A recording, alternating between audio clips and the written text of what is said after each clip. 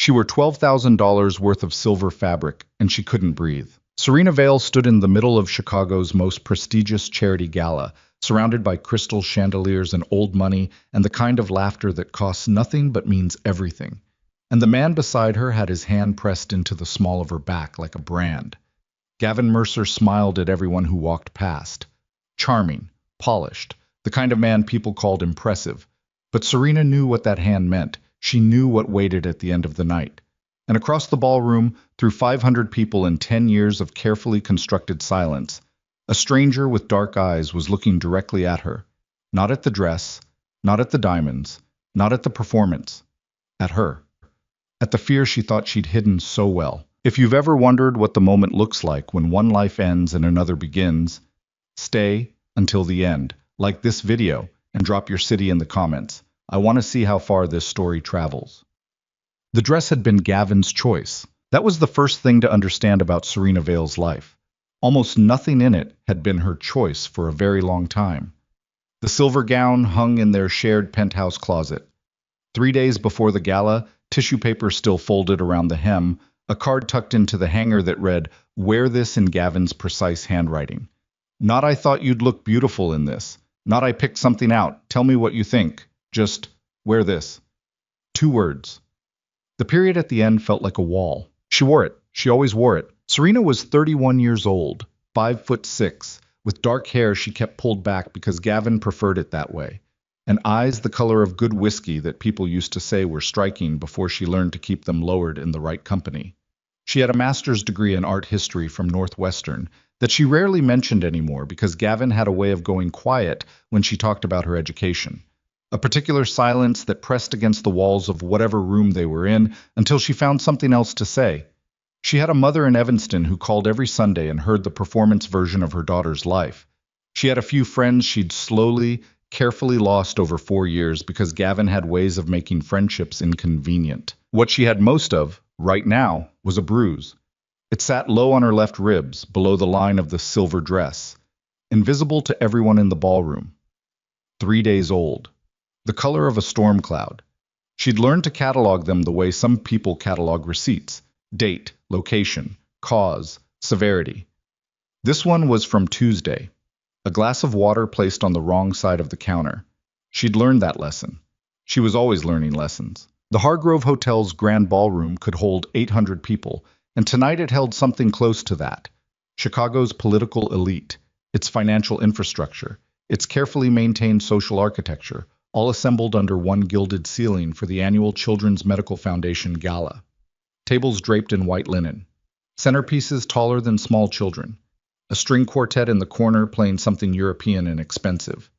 Waitstaff moving through the crowd like ghosts, silver trays balanced, expressions neutral. Gavin moved through it like he owned it. He probably owned a piece of it, Serena thought distantly. He owned pieces of most things in this city. Mercer Capital was the kind of firm that didn't advertise because it didn't need to. The money found its way there on its own, pulled by reputation and the particular gravity of men who understood how power actually worked. Gavin was 42, broad-shouldered, with silver threading through dark hair that made him look distinguished in a way that photographed extraordinarily well. He had a jaw built for campaign posters and teeth that had been professionally perfected sometime in his mid-30s. People liked him immediately. They always liked him immediately. "Senator Hollis at 2 o'clock, Gavin murmured near her ear, the words shaped like intimacy but carrying none of it. "Be warm. He's been cold on the lakefront project." Serena adjusted her expression. She was good at that. She'd become fluent in a language that had no words, the slight softening around the eyes, the angle of the smile, the particular warmth she could produce on demand that had nothing to do with how she actually felt. She'd been Gavin's asset at these events for 4 years. Charming where he was calculating, approachable where he was intimidating, the humanizing detail in a portrait that might otherwise read as too hard. Senator Hollis was a heavy-set man with a bourbon already in hand at 8 in the evening, and he lit up when he saw them approach. Gavin and Serena. "God, you look stunning."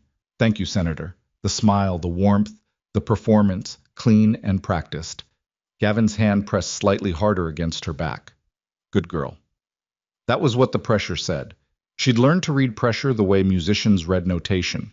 Everything communicated without a single word spoken aloud. They moved through 3 more conversations in the next 40 minutes. A hedge fund manager whose wife had recently had a baby. A city councilwoman who was navigating a rezoning controversy. A tech entrepreneur who was clearly trying to get in front of Gavin for some future funding conversation and doing a poor job of hiding it. Serena played her role in each, asked the right questions, laughed at the right moments, remembered names and children's names and details from previous encounters because that was another thing she'd learned. Being useful kept the night safer. It was during the 4th conversation that she felt the shift. She'd developed a sensitivity to it over years. The way Gavin's attention could change in the middle of a room, like a current moving beneath still water. One moment he was engaged, performing, working the room with practiced ease. The next something would catch his eye, and the ease would drain out of him, and something else would slide in underneath it. Tension, calculation, a predatory stillness that most people never noticed because they weren't close enough to feel it. She felt it now. His hand on her back went rigid. The conversation continued around them, something about a golf tournament in Scottsdale, but Gavin had stopped being present in it. His gaze had moved. She followed it without turning her head, using the edge of her peripheral vision, a skill she'd perfected out of necessity. Across the ballroom, near the bar on the far wall, a man stood alone. He wasn't tall in the theatrical sense, maybe 6'1", 6'2", but he occupied space the way certain people do, as if the air around him had decided to keep its distance. Dark suit, no tie, the collar of his shirt open, exactly 1 button, in a room where every other man was fully buttoned and knotted. Dark hair cut close on the sides. A face that had been constructed without vanity, strong, angular, a jaw that had taken a hit or two in its time and not been reshaped by cosmetic correction. He held a glass of something amber, and he wasn't doing what most people in the room were doing. He wasn't networking, wasn't performing, wasn't working an angle. I was watching. And in this particular moment, Serena realized with a slow, cold certainty, he was watching her. Not the dress, not the physical arrangement of her body in the silver fabric, not the performance she'd been running all evening. He was looking at her face, and there was something in the way he looked that she couldn't immediately categorize. It wasn't desire, it wasn't assessment, it was something more unsettling than either of those things. It looked like recognition, like he understood exactly what he was seeing. She looked away. "Who is that?" she asked, keeping her voice light, directing the question toward no one in particular. The tech entrepreneur had drifted away. They were briefly alone in a pocket of relative quiet. Gavin's voice came out flat and careful in a way that told her everything. "Nobody you need to concern yourself with." That was a lie. Gavin Mercer called people nobody when they were very much somebody, specifically, somebody whose existence created a problem for him. She'd learned to read his dismissals the same way she read everything else, in reverse. "He's looking at us," she said. "He's looking at you." A pause. The hand on her back shifted, moved to her elbow, the grip marginally tighter. "Don't look back." She didn't look back, but she thought about the recognition in his eyes for the rest of the hour. His name was Nico Moretti. She pieced it together later, slowly, from overheard fragments and the way the room moved around him. A name spoken in a different register than other names. Lower, more careful, with that particular quality of words people don't want to be caught saying.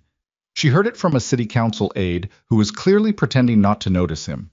She caught it in the careful way 2 men near the bar suddenly found somewhere else to stand when he moved in their direction. Nico Moretti. The name sat in her mind with a weight that didn't belong to an ordinary name. She knew what he was. She wasn't naive. 4 years inside Gavin's world had educated her on how Chicago actually worked, on the invisible architecture beneath the charitable foundations and the golf tournaments and the lakefront development projects. Gavin's business was legitimate on its surface and complicated underneath, and he had relationships with people whose business was considerably more straightforward in its illegitimacy. She understood the ecosystem. She understood that names like Nico Moretti existed within it the way certain things existed in water, not visible from the surface, but the entire structure depended on their presence. What she hadn't expected was for someone like that to look at her the way he had. The evening moved through its scheduled phases. Dinner. A guest speaker from the Children's Medical Foundation talking about new cardiac care facilities, a silent auction, more circulating, more performing. Gavin had 3 glasses of whiskey over the course of the evening. She kept count automatically, the way she kept count of all things that carried information about how the night might end. And the 3rd glass arrived right around the point that Senator Hollis laughed too loudly at something a younger woman said, and something in Gavin's posture tightened in a way that had nothing to do with the senator and everything to do with having consumed enough alcohol to let the edges show. "I want some air," she said. It wasn't a request. She knew better than to phrase things as requests when the 3-drink shift had happened. Requests invited refusal, and refusal led to demonstrations of control that were worse in public than in private, because in public he had to be subtle about it, and subtle was its own particular kind of suffocating. She phrased it as a statement, something inevitable, something he could absorb without feeling challenged. "The terrace," he said. Not a suggestion, a direction. They moved toward the north end of the ballroom where a set of glass doors opened onto a private terrace overlooking Michigan Avenue below. The Chicago night in late October carried a bite. The lake sending cold air in off the water, the city's particular smell of exhaust and ambition and the ghost of summer. 3 other guests were already out there, clustered near the railing with cigarettes, and the relieved expressions of people who'd needed an escape from the room. Gavin steered her to the far end, away from them. She knew what was coming, the performance review. This was what she'd privately named them, these quiet, ruthless assessments that happened in the margins of social events, delivered in a voice too low for anyone else to catch, the words careful and precise and designed to land exactly where they were aimed. Tonight she'd smiled too warmly at the councilwoman. She'd laughed at the wrong moment with the hedge fund manager, or she'd looked at something for too long, or she'd looked at something not long enough. There was always something. But tonight the performance review didn't start where it usually started. "You were looking at him," Gavin said. "I wasn't." "Don't." The word arrived flat and final. He wasn't holding his glass anymore. He'd left it inside. His hands were free, and she was acutely aware of that. On the terrace. In the cold. 3 other people 30 feet away with their backs turned and their own conversation. "You were looking at Moretti." "You told me to look away." "I looked away." Before that. "Gavin, I saw you." His voice was still low, still carefully controlled, the way it was always controlled in places where the wrong ears might catch the wrong thing. But underneath the control there was something running hot and jagged. The whiskey had done its work. "How do you know him?" "I don't know him. I don't know who he is. Don't lie to me in public." She felt the cold of the terrace railing through her palm where she gripped it. "I'm not lying. I noticed someone looking at me. I looked back. I don't know him." The silence between them had a texture. She'd learned to read silences the way meteorologists read pressure systems. This one was building toward something, and she was trying to calculate whether the presence of the 3 people at the other end of the terrace was enough protection, or whether she was fooling herself again. "We're going to have a conversation about this when we get home," Gavin said. There it was. The postponement. The promise that was also a threat. "When we get home." 2 words that had a very specific meaning in the vocabulary of her life. The kind of meaning that made the bruise on her ribs pulse with a memory of its own. She opened her mouth to say something. She wasn't sure what. Some combination of appeasement and deflection that she'd assembled and reassembled so many times it had become automatic. And then the terrace door opened. Nico Moretti stepped out. He moved without announcing himself, without apology, with the kind of unhurried certainty that suggested he'd decided to come out here, and the decision had simply been enacted, no performance required. He didn't look at them immediately. He lit no cigarette, carried no drink. He simply walked to the railing, several feet to their left, and looked out at the city.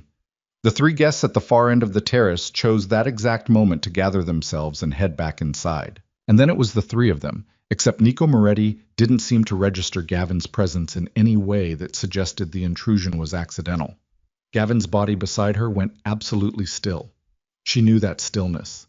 It was the stillness of a man calculating whether the situation allowed for what he wanted to do.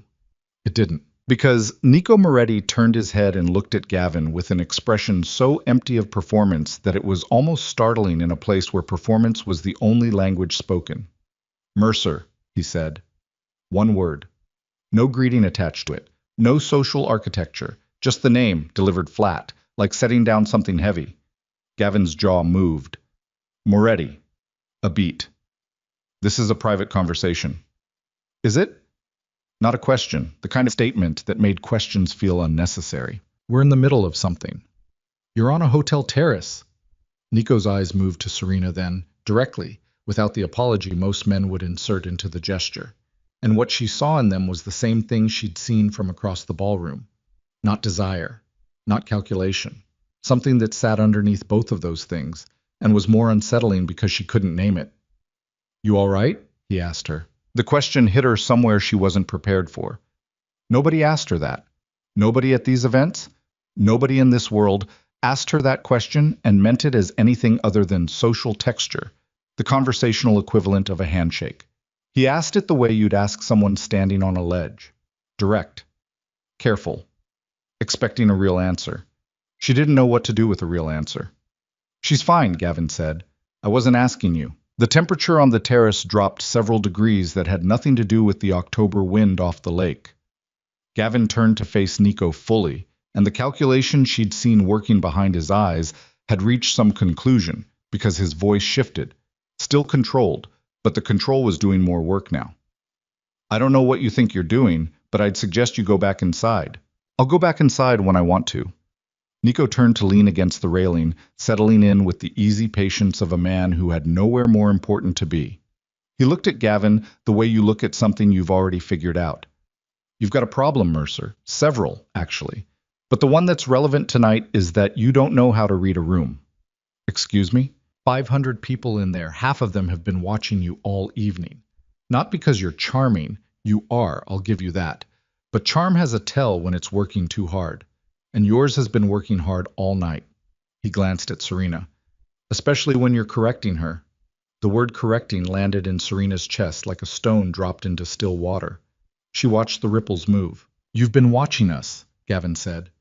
The outrage in his voice was genuine, genuinely indignant, genuinely threatened. He wasn't performing the anger. It was real, which made it more dangerous, not less. What the hell do you want? What is this? Nico looked at him for a long moment. Then he looked at Serena. What's your name? He asked her. She hesitated. Serena, she said. Her own name felt strange in her mouth, given without Gavin's framing around it. Serena! He nodded, as if filing it. You want to go back inside? You don't have to stay out here. She stared at him. Gavin made a sound low in his throat. She goes where I'll stop you there, Nico said, and the ease in his voice was the most frightening thing about the sentence, how entirely relaxed he sounded while saying something that was absolutely not relaxed. I'd think about the rest of that sentence before you finish it. Given where you're standing, given who's inside, and given what I know about your business arrangements, I'd think about it very carefully. Silence. Chicago hummed 30 floors below them, indifferent and continuous. Gavin's hand moved toward Serena. Not aggressive, not yet. The motion too public for aggression, but possessive in a way that was its own language. And Nico watched it. Don't, Nico said. Just that. Don't. Quiet as a door closing. Gavin's hand stopped. Serena felt something break open in her chest. She couldn't name what it was, only that it was something that had been sealed shut for a very long time. And the sensation was terrifying because freedom and terror lived in adjacent rooms, and sometimes you couldn't tell one door from the other. Serena, Nico's voice. You want to go inside? She looked at Gavin. His face was contained, the performance layer back in place, but underneath it something was exposed and raw and very, very angry. She knew what that look meant. She knew exactly what it meant. She looked at Nico Moretti, a man she did not know, who carried a name spoken in careful tones in this city, who had walked onto a terrace and asked her if she was all right, like the answer mattered. Yes, she said. I want to go inside. What happened next took approximately 6 minutes and would be discussed in certain Chicago circles for considerably longer. Nico Moretti walked back into the ballroom beside Serena Vale, and the shift in the room was immediate and visceral. The way a school of fish moves when something large enters the water, the collective reorientation of attention that happened below the level of conscious thought. People turned, people noticed, and then people began doing the social mathematics that those kinds of rooms ran on constantly, adding up the variables. The silver dress, the dark suit, the absence of Gavin Mercer, the particular way Nico moved through the crowd with Serena 2 steps to his left. Gavin came back in 30 seconds later. His expression was controlled. His stride was controlled. But the hedge fund manager he nearly walked through on his way across the room would later tell someone that Mercer's eyes were doing something he'd never quite seen from the man before. Something raw, something genuinely unguarded. And it made him step back more sharply than the near collision warranted. Serena stood with a glass of water she'd taken from a passing tray and was not drinking. Her heart was going at a pace she could feel in her throat. Around her, the gala continued its choreography. The string quartet shifted to something more contemporary. A small wave of laughter rose and broke near the auction tables. A photographer circled the perimeter looking for candid moments that would run in the society pages. Nico stood close enough to make a statement. Not touching her. Not performing protection in any theatrical sense. Just present in a way that had weight. You don't have to explain anything, he said, quietly enough that only she could hear. I wasn't going to. Good. She looked at him sideways. You don't know anything about my situation? No, he agreed. Then why? Because I know what a bruise looks like under fabric when the light hits it right. He said it simply, without drama, the way you state a fact that needs no amplification. And I know what it looks like when someone's counting exits in a room. She went very still. You've been doing it all night, he said, clocking the doors, the staff corridors. You know where the service elevator is. Most people at these events don't know where the service elevator is. She stared at the middle distance. The string quartet. The circling photographer. That's not, she started. I'm not asking you to confirm it. He turned to look across the room toward where Gavin had resettled himself into a conversation. The effort visible in the set of his shoulders, the recalibration happening in real time. I'm just telling you what I saw. The ballroom was bright and full and loud around them, and Serena felt, for one strange and vertiginous moment, absolutely exposed. Not in the way Gavin's silences made her feel exposed, which was small and cornered and alone. Exposed in a different way. Seen. Which was somehow more frightening than any of the other things she'd felt tonight. Who are you? She asked. Nico Moretti. I know your name, that's not what I asked. He looked at her then. Direct, unperformed, that same quality of recognition she'd noticed from across the room. I'm someone who's dealt with men like Gavin Mercer long enough to recognize what they leave behind them, he said. And I'm someone who, about 4 years ago, wasn't paying close enough attention when someone I cared about needed me to be. She absorbed that. I don't need, she started. I'm not offering to save you, he said, and the precision of it was startling, the way he'd cut off what she was going to say before she said it. I don't do that. You're not a thing that needs saving. I'm just telling you that whatever tonight is for you, whatever you need it to be, I'm not going anywhere. Across the room, Gavin's gaze found hers. The conversation he was in continued around him, but his attention had locked onto her and Nico with the focused intensity of someone conducting a threat assessment. She watched him decide something. She watched the decision settle into his expression, something cold and deliberate underneath the social warmth. She knew that expression. She knew exactly what it meant. He's going to make tonight difficult, she said. Probably, Nico said. You don't understand how he gets... I have some idea. She looked at him. You've been watching him. Before tonight. Nico was quiet for a moment. Mercer Capital has been adjacent to several business dealings I have an interest in. I've done my research. A pause. What I found went beyond the business. The implications settled around her like something physical. She thought about what it meant, that someone, entirely outside the structure of her life, had looked at Gavin Mercer and found what she'd been living with for 4 years, had found the paper trail of it, the witnesses, the patterns. She thought about the bruise on her ribs. She thought about the word correcting dropped so precisely into the cold October air. I have a car outside, Nico said quietly, not asking you to use it, but it's there. The room glittered around them. Crystal chandeliers, old money, 500 people performing their versions of their lives. Gavin across the ballroom, watching, calculating, the mask still on but the eyes doing something different. She thought about the penthouse. The closet with the silver dress hanging in it 3 days ago, the card with 2 words, the silence that pressed against walls, the lessons she kept learning. She thought about a locked door without fear on the other side of it, a concept so foreign it felt like a language she'd only ever read about. I don't know you, she said. No, he agreed. I have no reason to trust you. No, he agreed again, without flinching from it. People like you... She stopped, started over. Men with your kind of... I'm not going to tell you I'm a good man, he said. I'm not. But I'm standing here and I'm telling you what's available to you tonight. What you do with that is yours. Gavin had begun moving across the room. Not fast, controlled. The practiced ease of a man reclaiming territory in a social space where aggression had to wear a different costume. He was perhaps 40 feet away, 30.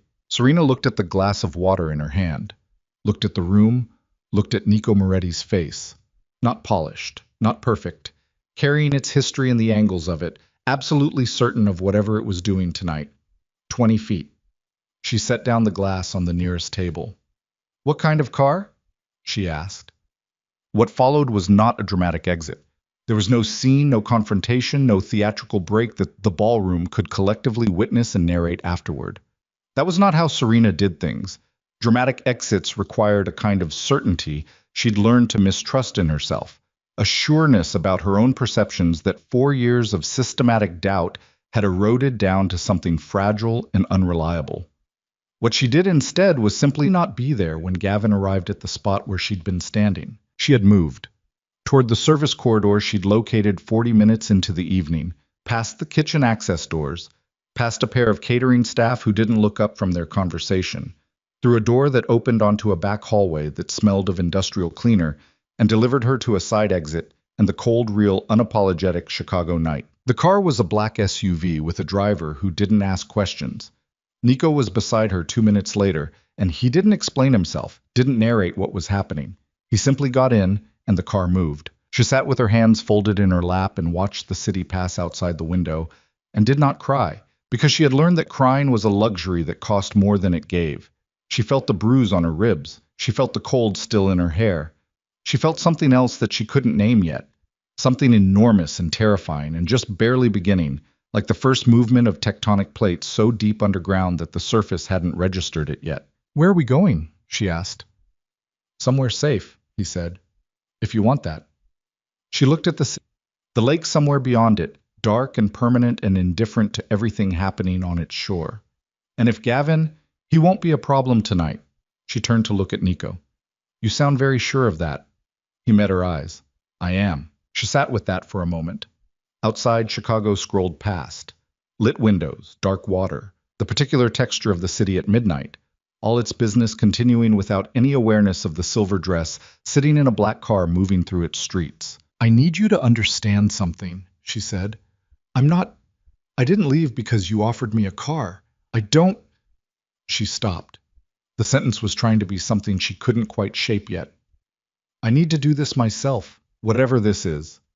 I know, he said. I mean it. I'm not trading one. The word stuck.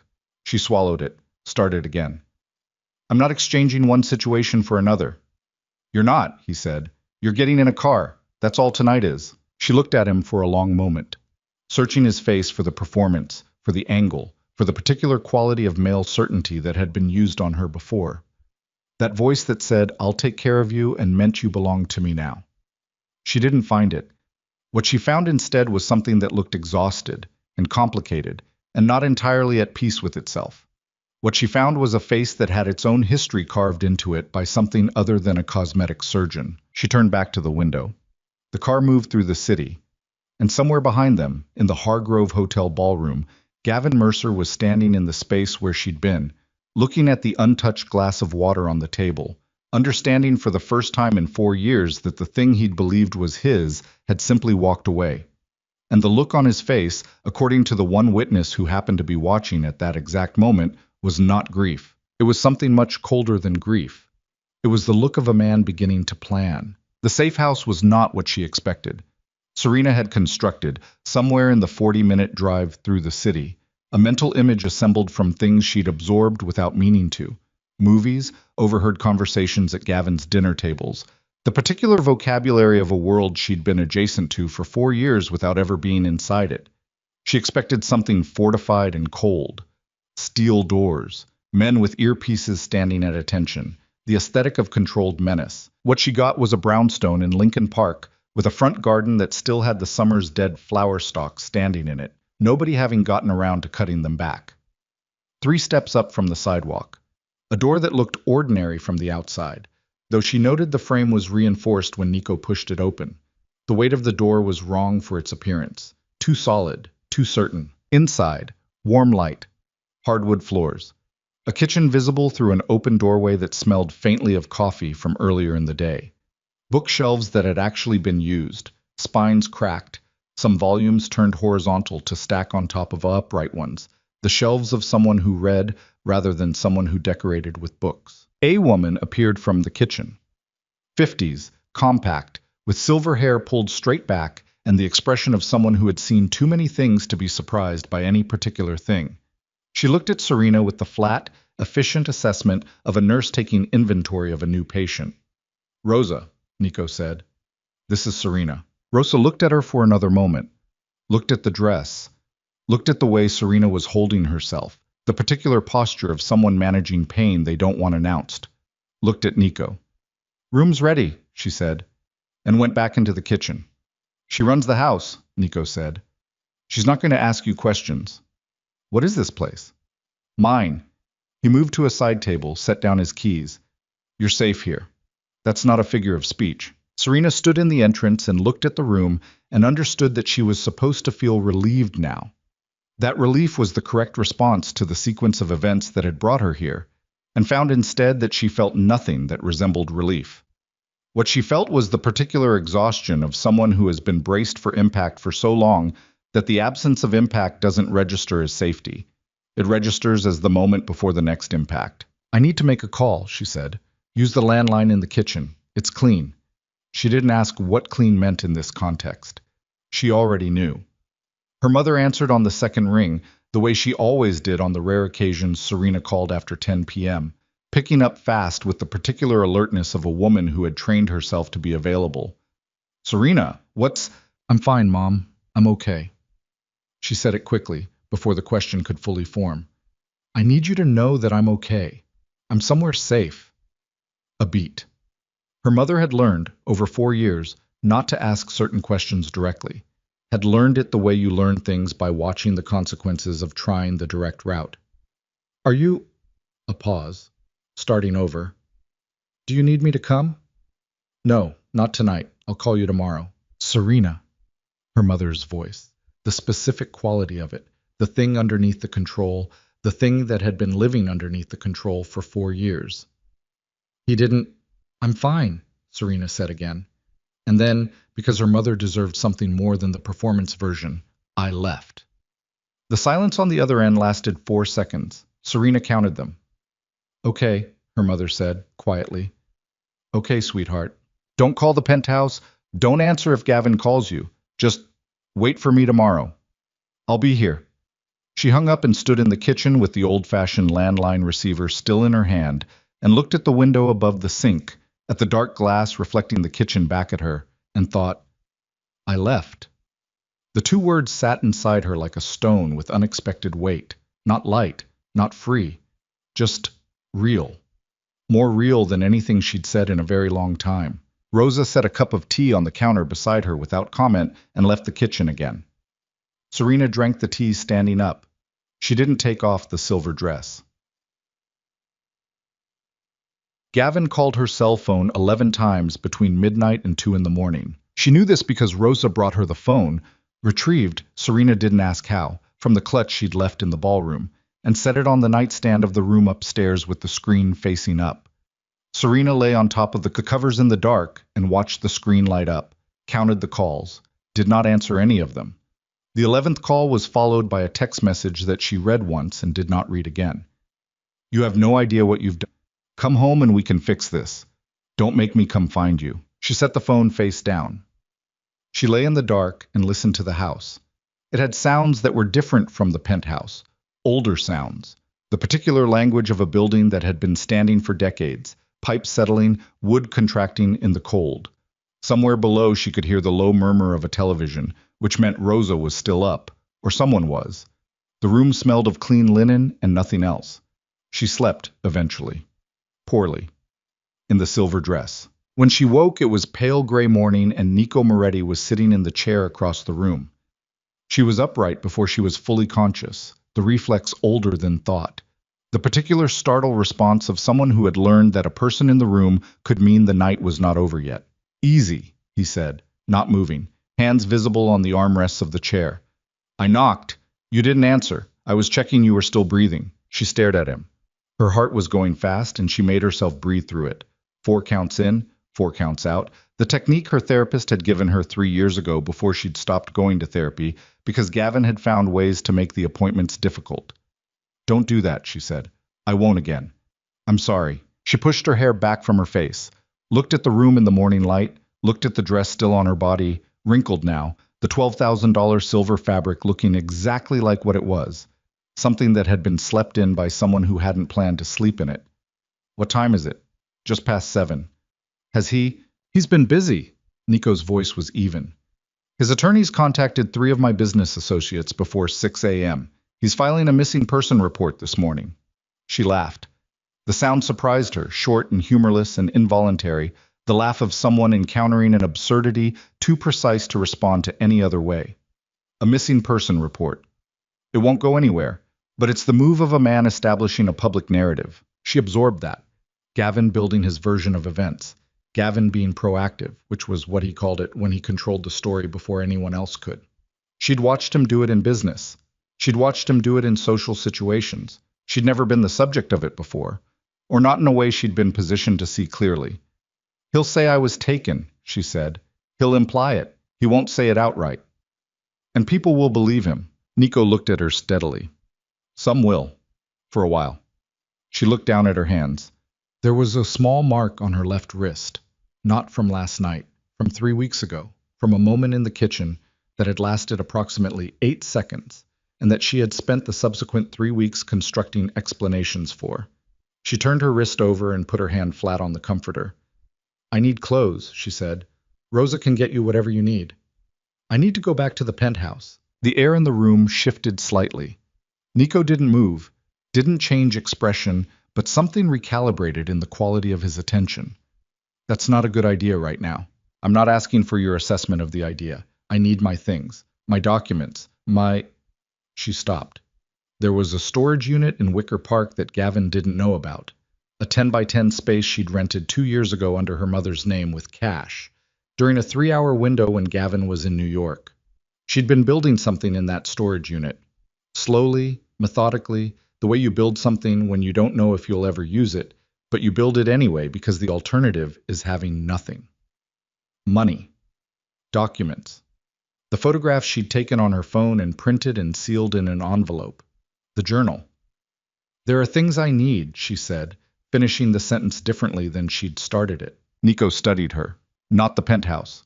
No, she said after a moment. Not the penthouse. Something shifted in his expression. Not surprise, exactly. Something more like recognition, adjusted. You've been planning this. It wasn't an accusation. It was a statement made in the same register he'd used on the terrace. The flat, direct register of someone naming a thing without drama. Thinking about it, she said, for 2 years. I was quiet for a moment. The storage unit. Wicker Park, off Damon. She stared at him. I told you I did my research, he said. You surveilled me. I surveil people I'm concerned about. No apology in it. I didn't access it. I just know it exists. She held his gaze and felt something that was not quite anger and not quite gratitude and sat in the uncomfortable space between them, like weather. That is not okay, she said. That is not... I know. You can't just... I know. He said it the same way twice, and the repetition had a quality to it. Not defensive, not dismissive. Acknowledging. I'm telling you because you'd find out eventually, and I'd rather you find out from me than discover it and wonder what else I haven't said. She thought about that. About the particular calculation involved in that choice. The decision to disclose rather than conceal. Made not from virtue necessarily, but from strategy. From understanding that trust was a structure that had to be built on accurate materials, or it wouldn't hold weight. She didn't like it, but she filed it. I want to go this morning, she said. I'll take you. The storage unit was exactly as she'd left it 14 months ago, the last time she'd had a safe window to visit. The padlock opened under her hands with the ease of something that had never been touched by anyone else, and the smell inside was dust and paper and the particular staleness of enclosed air. Familiar, in an odd way, because she associated this smell with the only version of herself that had been entirely her own for the past 4 years. She moved through it efficiently. She knew where everything was. She'd organized it with the precision of someone who understood that time in here was always borrowed. The banker's box on the left shelf held the documents: her passport, her birth certificate, the folder of photographs she'd printed and labeled with dates and brief clinical descriptions. The metal box on the floor held the money: $11,400 in mixed bills, accumulated over 2 years of careful, invisible skimming from cash transactions that Gavin never tracked closely. The journal was in a waterproof bag hung from the wire shelving, 312 pages of handwriting, dates, and descriptions, and the careful recording of a life that had been happening underneath the performance of another life. She packed it into a duffel bag she'd left hanging on a hook, and she did not rush, and she did not break down. There would be time for breaking down. This was not that time. Nico stood outside the unit. He did not offer to come in. She registered that. She zipped the bag, turned off the light, pulled the door down, secured the lock. "Okay," she said. He took the bag from her without asking. She almost stopped him, then didn't. They were back in this car. Same driver, same black SUV, the city moving around them with no awareness of itself. When her phone went off with a sound different from the ring, an alert. She looked at it. It was a news notification. A local outlet, the kind that covered Chicago business and civic affairs with the particular fervency of a city that cared deeply about its institutional image. The headline read, "Gavin Mercer. Statement, concerns for girlfriend's safety, foul play not ruled out." She stared at it. "There it is," she said. Nico glanced at the screen, said nothing. "He's framing me as a victim," she said. "Not his. Someone else's." She looked out the window. "He's going to say you took me." "He already has. 3 calls to CPD this morning, 2 to a deputy commissioner he plays golf with." She turned to look at him. "And it's being handled." His jaw was set. "I have people who know how to handle it." What does that mean exactly?" "It means the deputy commissioner plays golf with other people too, and some of them have longer memories and more specific information about Gavin Mercer's business practices than the deputy commissioner would prefer." She sat back. The car moved. Outside, Lincoln Park gave way to Lakeview, the city doing its morning thing. Dog walkers, coffee cups, the ordinary texture of lives proceeding on schedule. "You're enjoying this," she said. Nico looked at her. "No. There's something in your face when you talk about his business practices." "I'm angry," he said, simply. "That's what you're seeing." At him. At the whole structure of it. Men like him exist because the structure lets them. He looked back out the window. "That's not enjoyment. It's something older than that." She thought about the sister he'd mentioned. She didn't ask about it, not yet. They rode in silence for 3 blocks. "I need a lawyer," she said. "I know one. My lawyer. Not yours." A beat. "I know several. I can give you names. You choose." She nodded. Another block of silence. "The photographs in that folder," she said. "The ones I took." "What about them?" "Some of them go back 3 years, dated, documented. I kept a record." She said it to the window, not to him. "I didn't know what I was going to do with it. I just knew that not having it felt more dangerous than having it." Nico was quiet for a moment. "That took foresight. That took terror," she said. "There's a difference." He absorbed that without trying to correct it or soften it. Another thing she noticed. Filed. "The lawyer's name is Helen Marsh," he said. "She handles domestic abuse cases. I've referred her to 2 women I know in the past 4 years. Both cases resulted in criminal convictions." He paused. "She's expensive. I have money." He stopped. $11,000 isn't expensive by legal standards, I know, she said. "But it's mine. I earned it, I saved it, and I'm using it." She finally turned to look at him directly. "If I use your money, you have something over me. I won't have that." He held her gaze. "Okay. I mean it. I believe you." She turned back to the window. The car had crossed into a neighborhood she didn't know well, residential streets, old trees. Somewhere a school was starting. She could see a cluster of children at a corner, backpacks, a parent checking a phone. Her phone buzzed again. She looked at it. Not a news alert.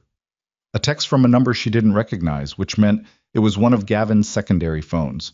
He had 3. She knew about 2 of them. The text said, "I know where your mother lives." She read it twice. The first time for the words. the second time for what lived underneath the words. Then she turned to Nico. "Change of plan," she said. His eyes went to the phone. He read the message without touching it. She watched something move through his face, controlled, but not entirely, the anger she'd identified earlier surfacing briefly like something deep breaking water. "We need to go to Evanston," she said. "Right now." "Already calling," he said. And his phone was out, the call connecting before she'd finished the sentence. She sat in the moving car with her mother's address running through her mind like a repeating current and understood, not as concept, not as abstract fear, but as the physical, certain knowledge of someone who had been in a room when the rules changed, that there was no version of today that ended with things the way they had been yesterday. The text on the phone was a line being crossed. The missing person statement was a line being crossed. Every action of the past 12 hours had been leading to this point, the way water leads to a drain, inevitable, structural, already in motion before she'd made any conscious choice. There was no going back. She had known that last night, somewhere underneath the numbness, the way you know things before you're ready to know them. She knew it completely now. Her mother had to be out of that house before Gavin decided that 4 words on a screen needed a follow-through. The car accelerated. The drive to Evanston took 22 minutes. Serena counted them the way she counted everything now. Not because counting helped, but because her mind needed something to do with itself, while her body sat in the back seat of a car moving through morning traffic on Lakeshore Drive, with the lake flat and gray to the east, and the city still waking up around them, indifferent, continuous, not caring at all about the text message on her phone, or the woman reading it, or the 4 words that had redrawn the entire map of the morning. Nico made 3 calls in those 22 minutes. She didn't listen to the content. She was looking out the window and her hearing had gone selective, the way it did when she was processing something too large to absorb all at once, pulling her attention inward and leaving only peripheral awareness of the world outside. She heard his voice. She heard the particular quality of it when he was giving instructions. Lower, stripped of inflection, the pauses precise and deliberate. She heard the calls end. "There will be 2 men at your mother's address in 10 minutes, he said. She nodded without turning from the window. She doesn't need to know who they are. They'll present as building security. She lives in a house. Neighborhood security, then. A beat. She won't be in any danger. You don't know that. No, he said. I don't know it with certainty, but I know Gavin Mercer sent a text message at 7:43 in the morning, and my people will be in Evanston before 8. That's the math. She turned from the window. What does he want? Nico looked at her steadily. To reestablish control. The text wasn't a threat of action. It was a threat of capability. He's telling you he can reach past your defenses. He's trying to make you come back voluntarily. So he won't actually... Right now, no. Right now, he's still in public narrative mode. He filed the missing person report. He made the statement. He's the worried partner. His jaw tightened. He won't escalate to action while he's still trying to be the victim. And when he stops trying to be the victim? Nico didn't answer immediately, which was its own answer. She turned back to the window. The Evanston streets were quieter than the city. Older trees, residential scale, the particular atmosphere of a place that had made peace with being adjacent to Chicago without being Chicago. Her mother's house was a 1940s craftsman on a corner lot, the kind of house that looked like someone had lived in it long enough to love it. Small gardens along the front walk, window boxes that were empty now for winter. The car stopped at the corner. I'm going in alone, Serena said. I know. She looked at him. I mean it. I'll be here. She got out. The morning air hit her, cold, direct, carrying the smell of dead leaves and lake water. And she was still in the silver dress, she realized, with the duffel bag strap over her shoulder and last night's makeup somewhere on her face, and her hair coming down from what Rosa had found pins to keep up. She looked like what she was, a woman who had not been home. She knocked on her mother's door at 8:04 in the morning. Her mother's name was Carol Vale, and she was 58 years old, and she had been waiting for this knock. Serena understood the moment the door opened, for a long time.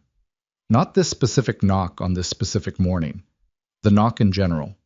The one that meant her daughter was finally on the other side of something instead of inside it. Carol looked at the dress, looked at the bag, looked at her daughter's face with the careful attention of a woman reading something she'd been trying to decipher for years.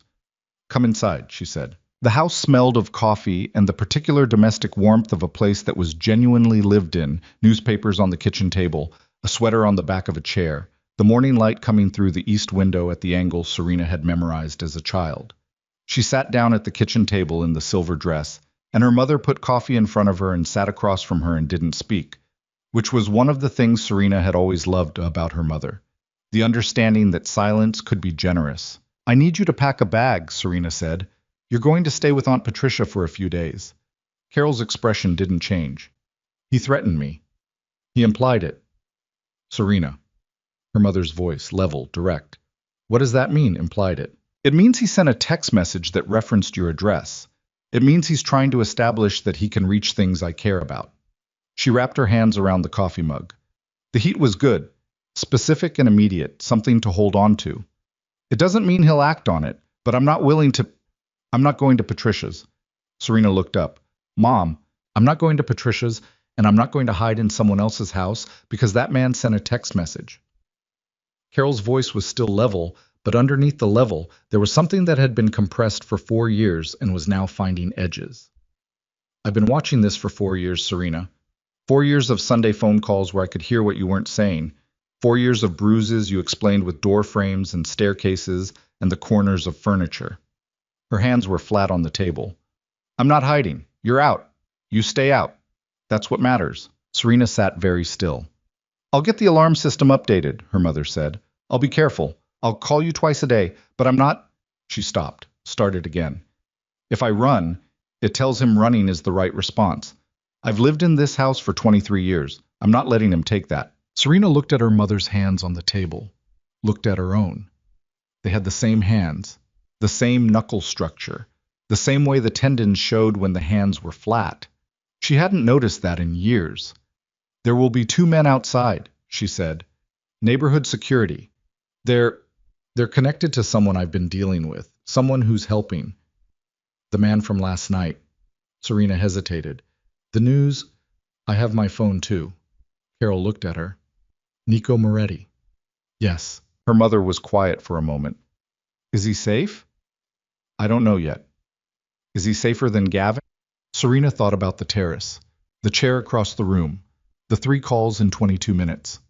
"Yes," she said. Carol nodded once, stood up, poured herself coffee. "Then you need to go do what you need to do."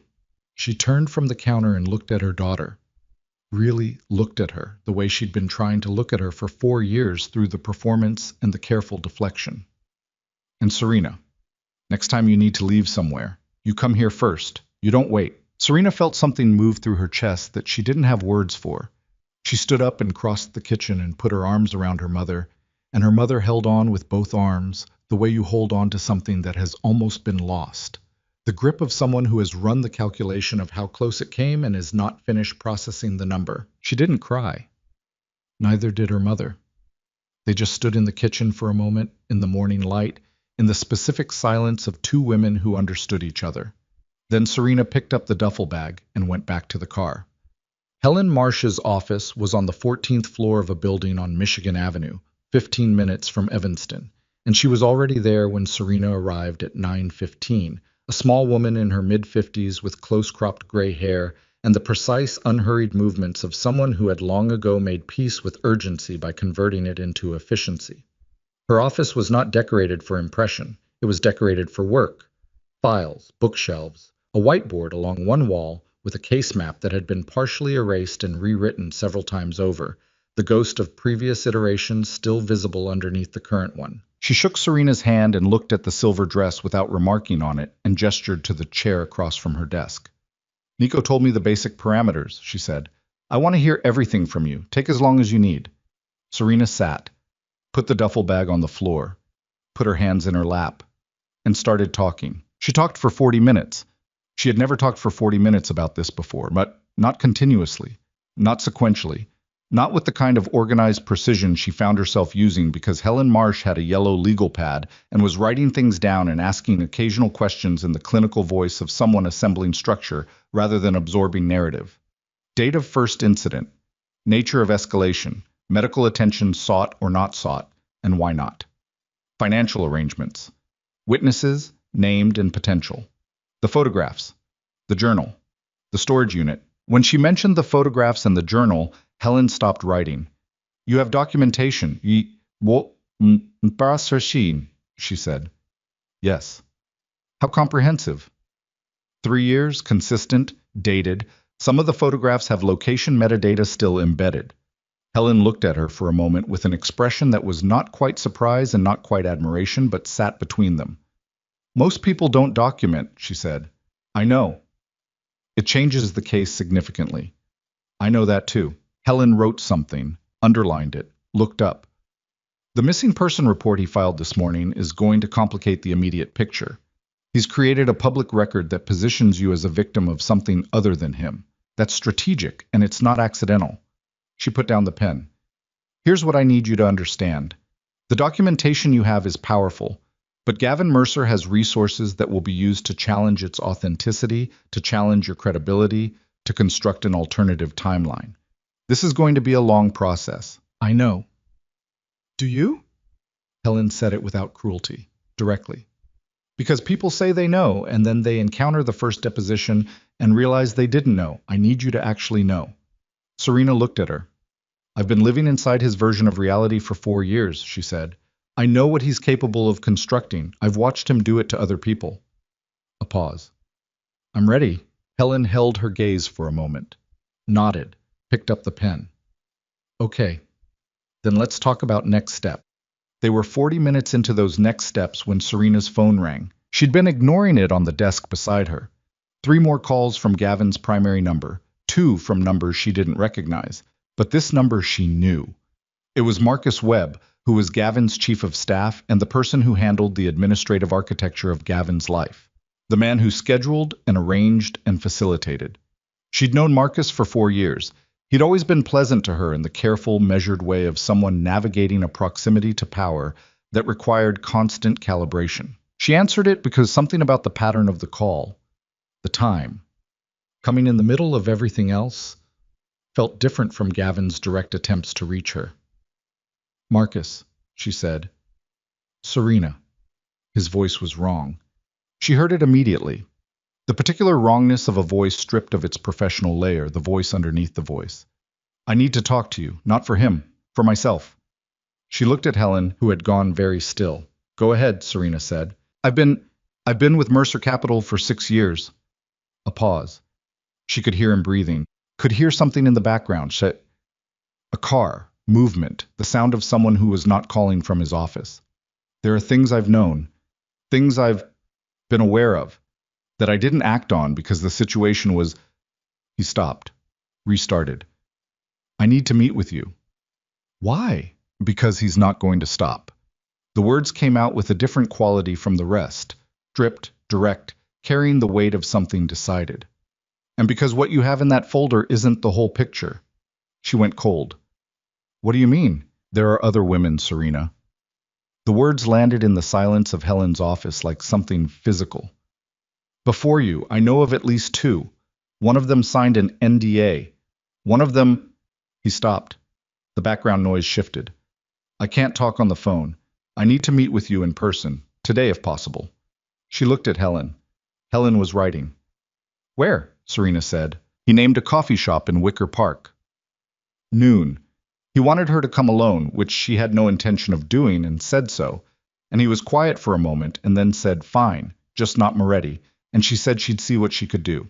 She hung up. Helen set down her pen. Other women, Serena said. The words felt strange outside her body. She'd constructed the architecture of her case around her own experience, her documentation, her timeline, her evidence. She had not constructed it around the possibility that there was a larger pattern with its own evidence, its own witnesses, its own legal weight. If there are other victims with documentation, Helen said carefully, and if they're willing to come forward, that changes the criminal exposure significantly. It moves from domestic violence case to pattern of abuse. That's a different charging landscape. He said one signed an NDA. NDAs don't prohibit cooperation with criminal investigations. They're civil instruments. Helen picked up the pen again. I want to be at that meeting. He said not you. He said not Moretti. He didn't specifically exclude counsel. Serena sat back in the chair and looked at the whiteboard on the wall. The ghost lines of previous cases, partially erased, the new writing over the top of them. It looked like what it was, a map of complicated things that had to be navigated without the comfort of clean lines. "Who are they?" she said. Not to Helen. To the room, to herself. Two women before her. Two women who had known Gavin Mercer the way she knew him. The hand on the back, the performance review on the terrace, the particular silence that pressed against walls. Two women who existed, and she had not known. 4 years inside his version of reality, and there had been a history she'd never been given access to. The coffee shop in Wicker Park was called Meridian, and it had exposed brick and mismatched furniture and the kind of relentless ambient noise that made conversations private by default. Serena arrived at 11:52 in a change of clothes Rosa had sourced that morning. Dark jeans, a gray sweater, her own boots from the duffel bag, the silver dress folded at the bottom of a bag in the brownstone. She felt more like herself in the gray sweater than she had in weeks. She didn't examine why. Helen Marsh was at a table in the back corner, already there, a coffee and a legal pad in front of her. Marcus Webb arrived at noon exactly. He was a tall man, early 40s, with the kind of careful professional presentation that suggested a life built around making a good impression. But today the presentation had slipped. His tie was loosened, there was something raw and sleepless around his eyes, and he stopped when he saw Helen. "I said, she's my attorney," Serena said. "Sit down, Marcus." He sat. He looked at Helen for a moment with the expression of a man recalculating, then seemed to decide that the recalculation landed in a place he could accept. He ordered coffee from a passing server without looking at the menu. "Start at the beginning," Serena said. He started with a woman named Dana Collier. 3 years before Serena, an interior designer who had dated Gavin for 8 months, and then disappeared from his life with the particular suddenness of a door closing. No gradual fade, no announced ending, just a presence and then an absence. Marcus had been with the company for 2 years at that point. He'd handled the paperwork. Non-disclosure agreement, signed under terms he had been told to describe as a mutual separation settlement. He had described it that way. He had not asked what it was settling. "And the second?" Helen asked.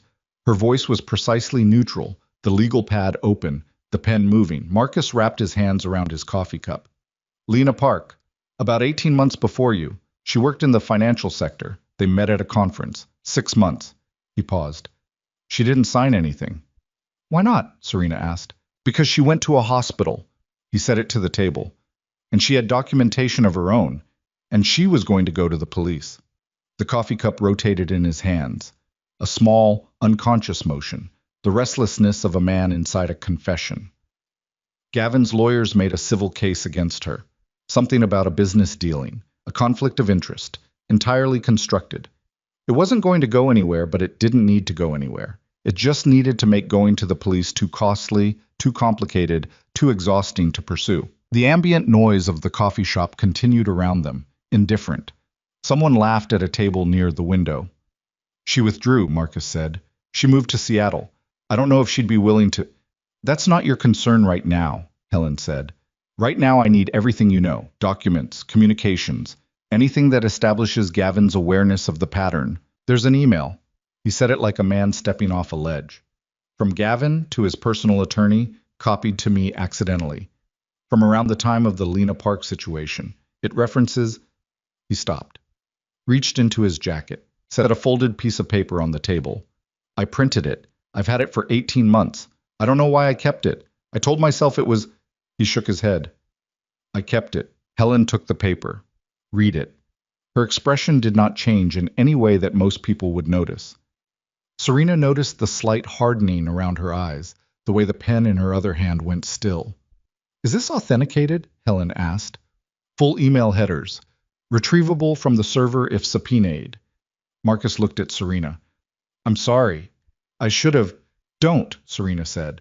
Her voice came out flat, and she didn't bother adjusting it. "Tell me what the email says." Helen set it on the table and slid it toward her. It was 7 sentences. Gavin's voice, she recognized it immediately. The precision of it, the controlled tone, the way he stripped emotion from language to make it sound like administrative process. He was writing to his attorney about the Lena Park situation. He was describing the strategy, the civil action, the complexity, the cost-benefit of various approaches. And in the fifth sentence, matter-of-factly, embedded between two sentences about legal fees, he wrote, "This is the third time we've navigated this category of situation, and the approach should be standardized going forward." Third time. The third time. Which meant there was someone before Dana Collier, someone Marcus didn't know about, or hadn't mentioned, or didn't know existed. Serena read the sentence 3 times. The coffee shop noise continued. The person near the window was still laughing, a long, free laugh, the laugh of someone having an uncomplicated morning. She set the paper down. Her hands were steady. She noticed that the steadiness, with a distant, almost clinical interest, the way you notice details about yourself when you've moved past the point where feelings are useful and into the territory where only function matters. "There's more," she said. Not a question. Marcus looked at her. His eyes were tired and guilty and certain, the eyes of someone who has decided what they're doing and is now doing it with the full knowledge of its cost. "Yes," he said, "there's more." He reached into his jacket again. What he set on the table this time was not a folded piece of paper. It was a USB drive, small and black, with a piece of white tape on it marked with a date. 3 years ago, 2 months before Serena had met Gavin at a rooftop fundraiser in River North and thought, initially, that he was the most interesting man in the room. She looked at the drive. "What's on it?" Helen asked. Marcus looked at Serena when he answered. Not Helen. Serena. "Security footage," he said, "from the Mercer Capital offices 3 years ago." He paused. "And a conversation between Gavin and his attorney that was recorded without his knowledge by someone who was very scared and who came to me because she didn't know who else to go to." "Who?" Serena asked. Her name was Claire Reston. His voice shifted slightly on the name. "She was an associate at the firm. She was 26. Was the past tense." "Where is she now?" Helen asked. Marcus looked at the table, looked at his coffee, looked at somewhere between the two. "She died," he said. "Car accident 14 months ago." He looked up. "The police ruled it an accident. There was a blood alcohol level. There were witnesses who said she'd been drinking that evening." He stopped. "I don't know what it was. I've never known. But I kept the drive." The table was very quiet. Outside the coffee shop window, Wicker Park went about its morning. A woman pushed a stroller, a delivery truck stopped in the bike lane. The city doing what it did, continuous, indifferent, not knowing. Serena picked up the USB drive. It sat in her palm, small and light, weighing nothing and everything at the same time. 3 years old. Recorded by a 26-year-old woman who had been scared enough to document what she'd found, and who had been dead for 14 months, and whose death had been ruled an accident. She thought about her own storage unit in Wicker Park, her own envelope of photographs, her own journal, her own 14 months of careful, invisible evidence gathering. She thought about the $11,000 in mixed bills. She thought about the Sunday phone calls and the bruise on her ribs, and the 2 words on a hanger, "Wear this." She thought about a woman she'd never met, 26 years old, scared, who'd made the same calculations she'd made, and had come to Marcus Webb instead of walking out of a gala and had died 14 months ago in a car accident with a blood alcohol level that nobody could verify. She put the drive in her pocket. She looked at Helen. Helen was already writing, her expression composed and precise, the expression of a woman assembling the architecture of something large and complex and entirely possible. "We need to move fast," Serena said. "Yes," Helen said. "How fast?" Helen looked up. "How quickly can Nico Moretti's people access Gavin Mercer's movements? Not his communications, his physical location and pattern of behavior. I can find out in the next 10 minutes. Find out." Helen's pen didn't stop moving. Because if this drive contains what Marcus says it contains, Gavin Mercer is going to know it's missing within 24 hours. He keeps inventory of his vulnerabilities. Methodical men like him always do. And when he realizes it's gone, she stopped writing, looked at Serena. Whatever the next move looks like, it will not look like a text message. Serena held the pen, the drive in her pocket, the weight of a dead woman's evidence against a man who had been standardizing his approach to this category of situation for at least a decade. She thought about walking back into the brownstone. She thought about Helen's whiteboard. She thought about her mother's hands flat on the kitchen table. She thought about Nico's voice saying, "I'm not going to tell you I'm a good man." and thought about the fact that she was about to call him and ask him to mobilize resources to surveil a man who might have contributed to a woman's death. And she was not going to hesitate, and she was not going to explain herself, and she was not going to feel ambiguous about it. She took out her phone. She did not hesitate. She called Nico. He answered on the first ring, which told her he'd been waiting, had known, on some level, that whatever the meeting produced would require him to. Nico answered on the first ring. Tell me, he said. She told him. Concise, sequential, the way Helen had taught her in 40 minutes to organize information. Dates first, then evidence, then implication. She stood outside the coffee shop on the Wicker Park sidewalk with her hand cupped around the phone against the wind, and she gave him everything in under 3 minutes. The USB drive, Claire Reston, the email, the third time, the standardized approach. The silence on his end lasted 4 seconds. Stay where you are, he said. Don't go back to the brownstone yet. Why? Because I need 20 minutes. A pause. Gavin's been moving this morning, more than I expected. Something cold moved through her. What does that mean? It means he made 3 calls in the last hour that I need to understand before you're in transit. Another pause, shorter. Is Helen still with you? Yes. Stay with her. I'll call you back. He hung up. She stood on the sidewalk. The morning had turned colder, the wind off the lake finding its way through the grid of streets with the particular persistence of Chicago in late October, indifferent to coats and collars and the preference of the people it moved through. A bus went past. A man on a bicycle navigated around her without looking up. She went back inside. Helen read her expression and didn't ask. Marcus was on his third coffee, both hands around the cup, the posture of a man who had set down something heavy and didn't know what to do with his hands now that they were empty. What happens to me, he said. Not to Helen, to Serena. She looked at him. What do you mean? I've been complicit. He said it flatly, without the self-protective softening that the word usually carried. 6 years, I processed the NDA, I watched the pattern. I kept a drive in my desk drawer for 14 months. His jaw was tight. What happens to me? That depends on what you do next, Helen said. Her voice was not unkind, but it was not warm either. It was the voice of someone who dealt in precision.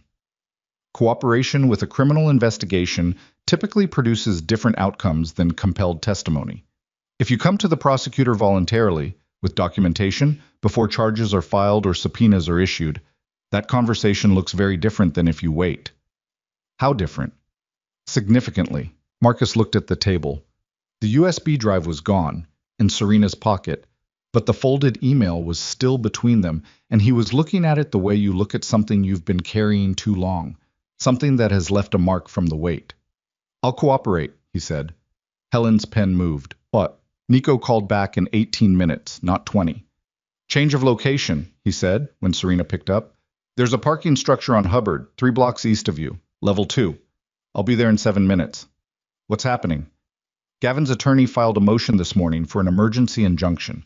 They're claiming you took proprietary materials from the penthouse. She blinked. I haven't been to the penthouse. They don't need you to have been. They need a document that gives them legal standing to have your location disclosed. His voice was very even. The missing person report plus the injunction equals a request for police involvement in locating you. That changes the geometry of where you can be in the next several hours. She processed that. The architecture of it. Gavin building legal scaffolding around her absence, constructing a framework that would make her return mandatory and her freedom prosecutable. The standardized approach. Third time, minimum. He'd had practice. He's fast, she said. He's scared. A pause. That makes him faster and less careful. Another pause. 7 minutes, Hubbard structure. Bring Helen and Marcus. She looked at Helen across the table. We're moving. Helen was already closing her legal pad. Oh. The parking structure on Hubbard smelled of exhaust and damp concrete and the particular cold of enclosed spaces in winter. Level 2 was half empty at this time of morning, the remaining cars scattered with the random geometry of people who'd arrived before the rush. Nico's black SUV was parked near the stairwell, and Nico was standing beside it, not in it, which she'd come to understand was his default position, never inside when outside gave him more information about what was approaching. He looked at Marcus when they came off the stairwell. A measuring look, brief and complete. Your web, he said. Yes. Helen has everything you have? She has the email. I have the drive. Nico looked at Serena. She put her hand in her pocket and felt the small weight of it. I'm holding on to it until Helen can have it forensically authenticated, she said. Then it goes to the prosecutor's office directly. Nico nodded. No argument. She noticed that. The absence of the instinct to take control of the object, to become its custodian. Filed it. Okay, he said. Here's the situation. He looked at the three of them. Gavin's attorney filed the injunction at 9:40 this morning with a judge who has handled 3 prior Mercer Capital matters. That relationship is documented, and I've already had it flagged for the presiding chief judge, which will trigger reassignment. It buys us several hours before anything actionable comes out of the court filing. He put his hands in his jacket pockets. Dana Collier, the NDA. Helen looked up. What about her? She's in Chicago. She never left. He looked at Serena. She's been waiting for something she could attach herself to. Her NDA explicitly prohibits her from initiating legal action. It does not prohibit her from responding to contact from a prosecutor's office. He paused. If Helen can get a prosecutor interested enough to make that contact, I need what's on that drive first, Helen said. How long to authenticate? If the metadata is intact and the chain of custody is clean, I know a forensic analyst who can have an initial assessment in 4 hours. Make the call. Helen was already on her phone, walking 3 steps away toward the concrete wall. Marcus stood in the space between Serena and Nico with the look of a man who had walked into a room expecting a certain kind of meeting and found a different room entirely. This is... He stopped. Yeah, Nico said. He's going to know it was me. He probably already suspects. The drive went missing from his office 14 months ago. He may have assumed it was destroyed. Nico looked at him evenly. He'll know for certain within 24 hours of your name appearing in any official record. Marcus absorbed that. His throat moved. Then you need a place to be that isn't your apartment or your office. I can arrange that. I don't want It's not charity, it's logistics. Nico's voice was patient and flat. You can decline it and take your chances, or you can be somewhere safe while this moves forward. Your choice. Marcus looked at Serena.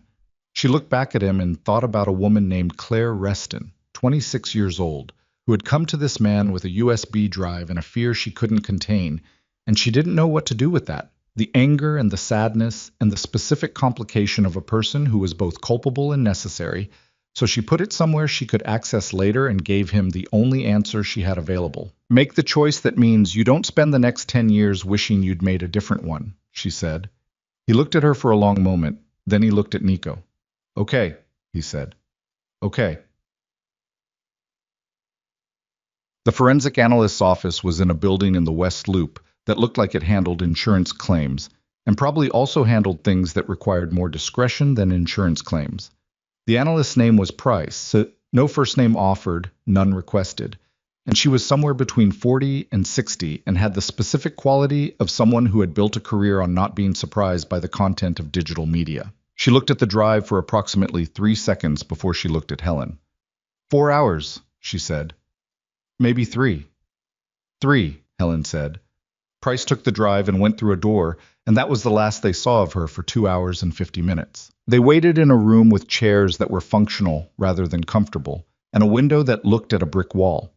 Serena drank coffee from a machine that produced something approximately coffee adjacent, and sat with her hands flat on her thighs and did not look at her phone, which had been silent for 40 minutes, which meant Gavin had shifted strategies, had stopped calling and texting, which was a transition she recognized and did not like. He went quiet before he acted. She knew that. She'd always known that. Nico sat across from her.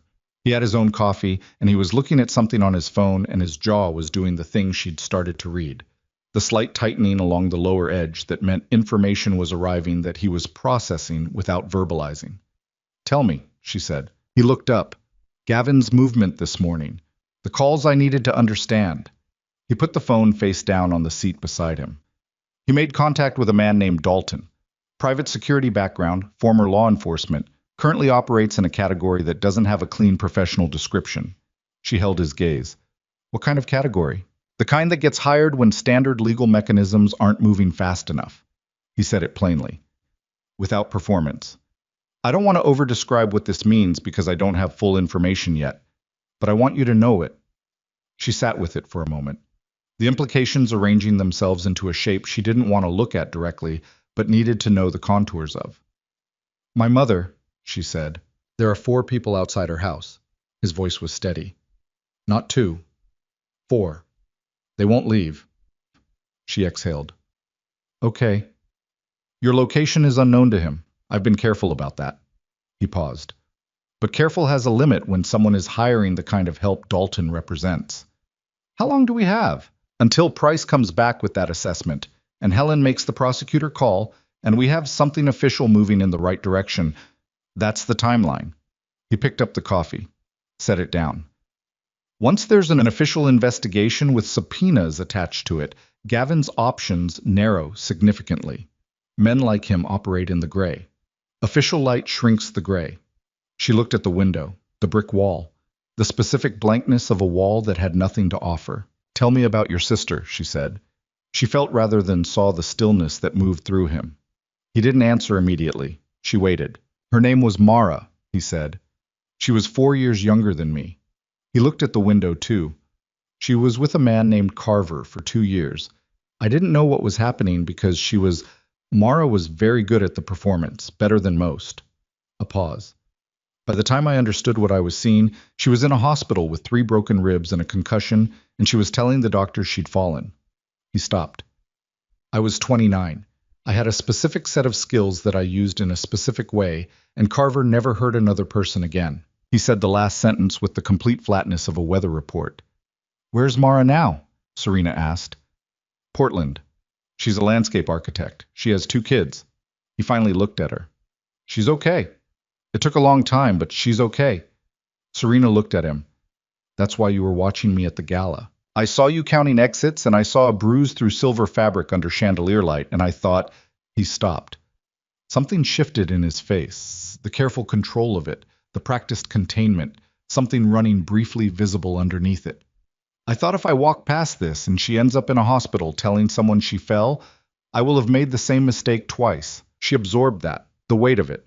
The specific weight of a person carrying something for a decade that they would carry for the rest of their life, regardless of what happened in rooms like this one.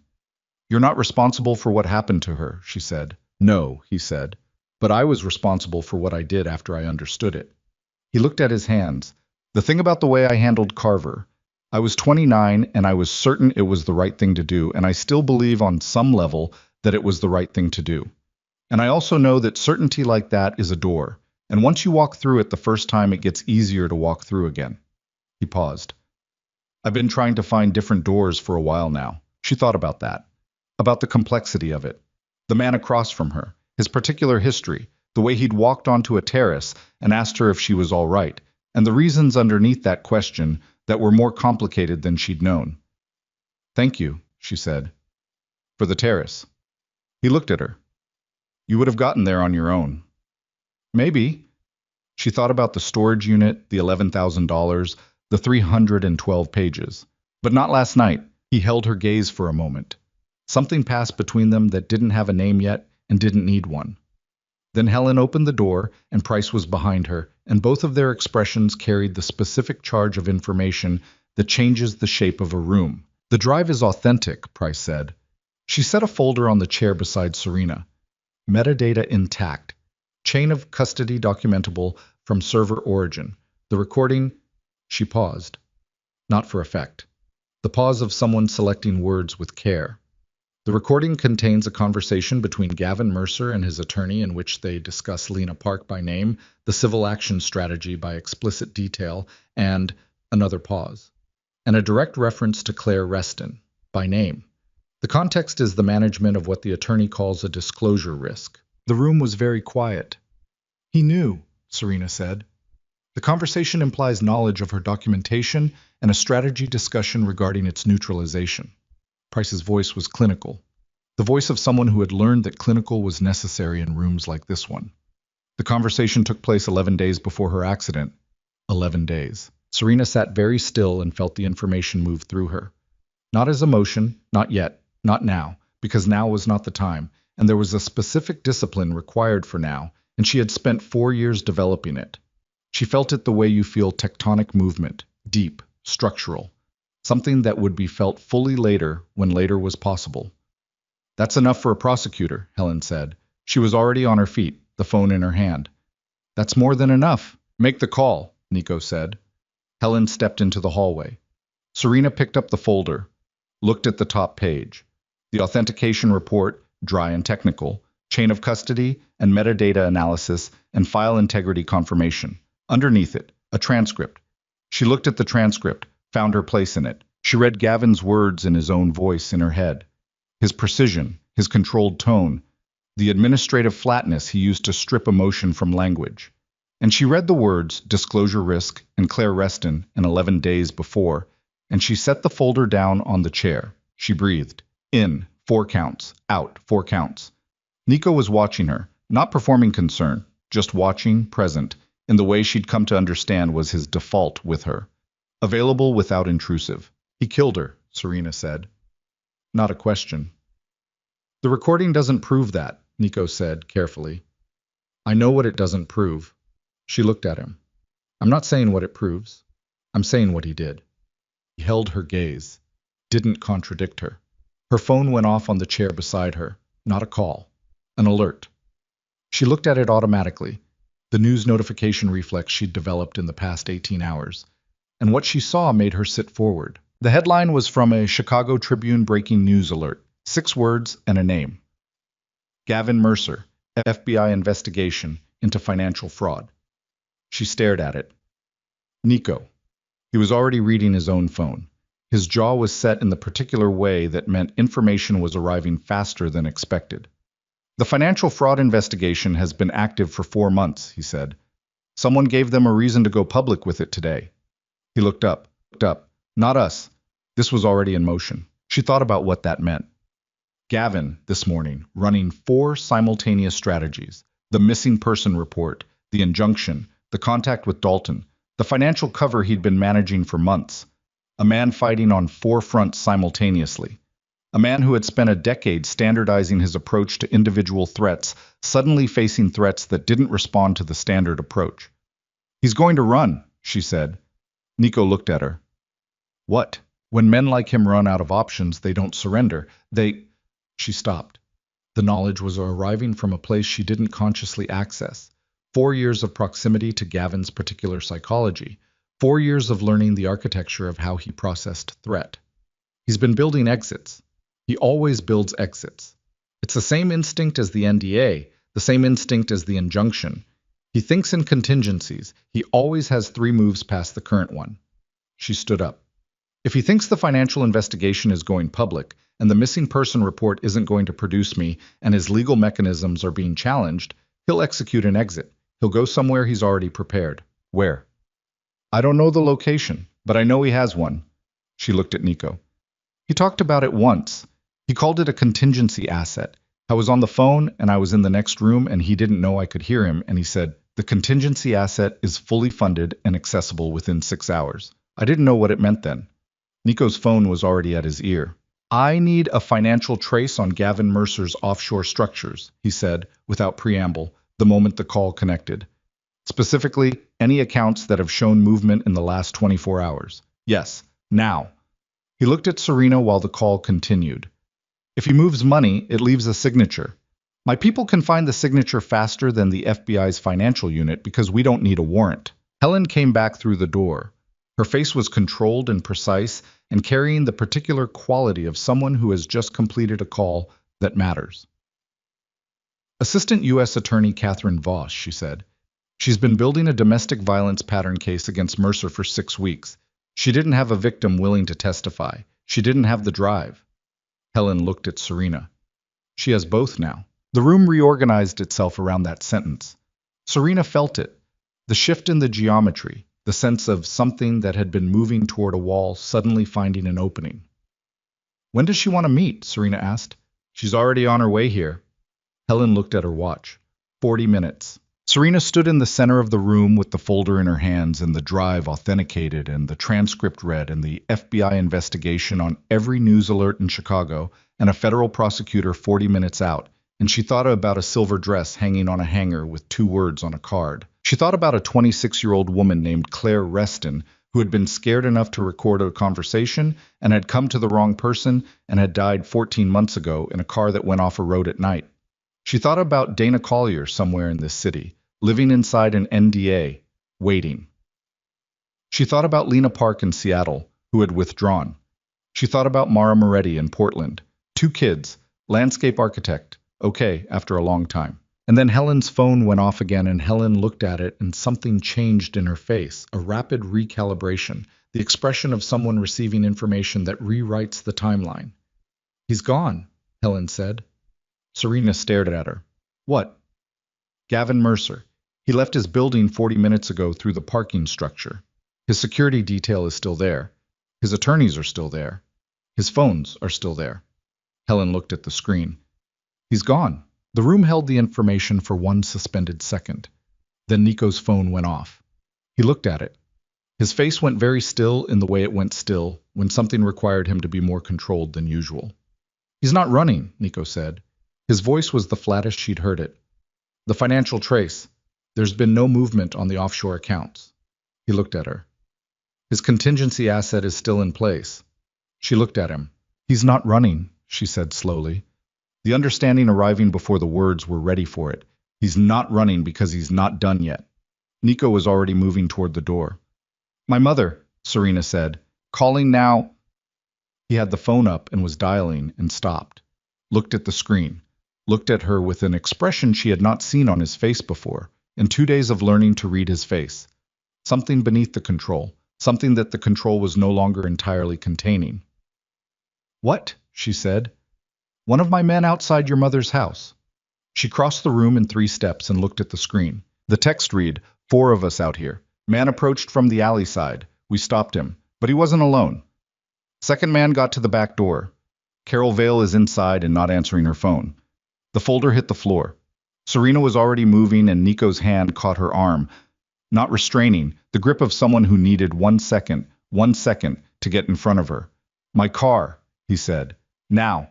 We go together. She didn't argue. She was already through the door and into the hallway, and every nerve in her body had converted itself to a single frequency. The frequency of a woman who had spent 4 years learning the architecture of Gavin Mercer's psychology, and had just understood, fully, finally, with the cold certainty of something that had always been true but needed this exact moment to become undeniable. He had never intended to run. He had intended from the first moment she'd walked away from him in the ballroom to make her come. The drive to Evanston took 16 minutes. Serena knew because she counted every one of them, sitting rigid in the front seat of Nico's SUV with her hands flat on her thighs and her eyes on the road ahead, while Nico drove and made calls simultaneously in the way she'd come to understand he operated under pressure. Parallel processing, no wasted motion, the particular efficiency of someone whose life had required him to be useful in emergencies rather than merely reactive to them. His man outside the house, Torres, that was the name she caught from the call, had confirmed that the second man had entered through the back door approximately 4 minutes before the text was sent. The door had not been forced, which meant Carol Vale had opened it, which meant whoever Gavin had sent had presented himself as something other than what he was. 4 people outside, 1 man inside. Her mother not answering her phone. Serena called her mother's cell 7 times in 16 minutes. Voicemail each time. Not the engaged signal, not the disconnected signal, voicemail. Which meant the phone was on and her mother was not picking up, and she chose to believe that meant her mother was not in a position to answer rather than not able to answer, and she held that distinction in her mind with both hands, because the alternative was not something she could function inside of right now. Talk to me, she said to Nico. What do we know about Dalton? Former CPD, ran private security for 3 years after. The work he does now is retrieval, intimidation, the category of thing that doesn't leave a business card. He took the ramp onto the expressway with the controlled speed of someone who was going as fast as the situation allowed and no faster, because an accident was a worse outcome than an extra 40 seconds. He's not going to hurt her. You don't know that. He's there to establish leverage. Hurt her, and the leverage is gone. His jaw was tight. He needs her conscious and accessible. To bring me in. To bring you back to Gavin. Yes, she sat with that. The specific architecture of it. The standardized approach. Applied. Create a pressure point. Apply force to the pressure point. Wait for the desired behavior. She'd lived inside that architecture for 4 years. She understood it the way you understand the grammar of a language you've been forced to speak. He underestimated the timeline, she said. What? He thought he had more time before the legal mechanisms started moving. He filed the injunction, made contact with Dalton. All of it assumes he has days to work with. The FBI story changed the math. She looked at the road. He's improvising now. And improvising men make mistakes. Nico glanced at her. 1 second, then back to the road. Yes. What do your people do when we get there? Torres has 2 others with him. They'll have the perimeter contained. Back alley, side approach, front. Dalton's man inside has nowhere to go. He paused. The question is how he behaves when he realizes that. She understood what he wasn't saying. A man with no exit who had been sent to create leverage was a man whose instructions hadn't accounted for this scenario. Unpredictable. And her mother was in the room with him. I'm going in, she said. Serena, I'm going in. She turned to look at him directly. He came there because of me. The leverage is me. If I walk through the front door, it changes the entire dynamic. He has what he was sent to get, and there's no reason to maintain this situation. Or he takes you both. He can't take both of us to Gavin while 4 of your men have the building surrounded. She held Nico's gaze. I walk in. Your men come in 30 seconds behind me. Dalton's man has accomplished nothing and has every reason to stand down.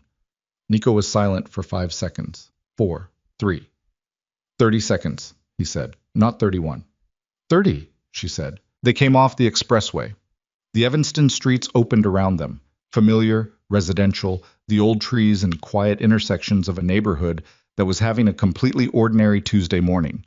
2 blocks from her mother's house, Nico pulled over and Torres materialized from a doorway across the street with the ease of someone who had been waiting and knew how to wait. Torres was compact, late 30s, with the kind of face that didn't hold expressions very long.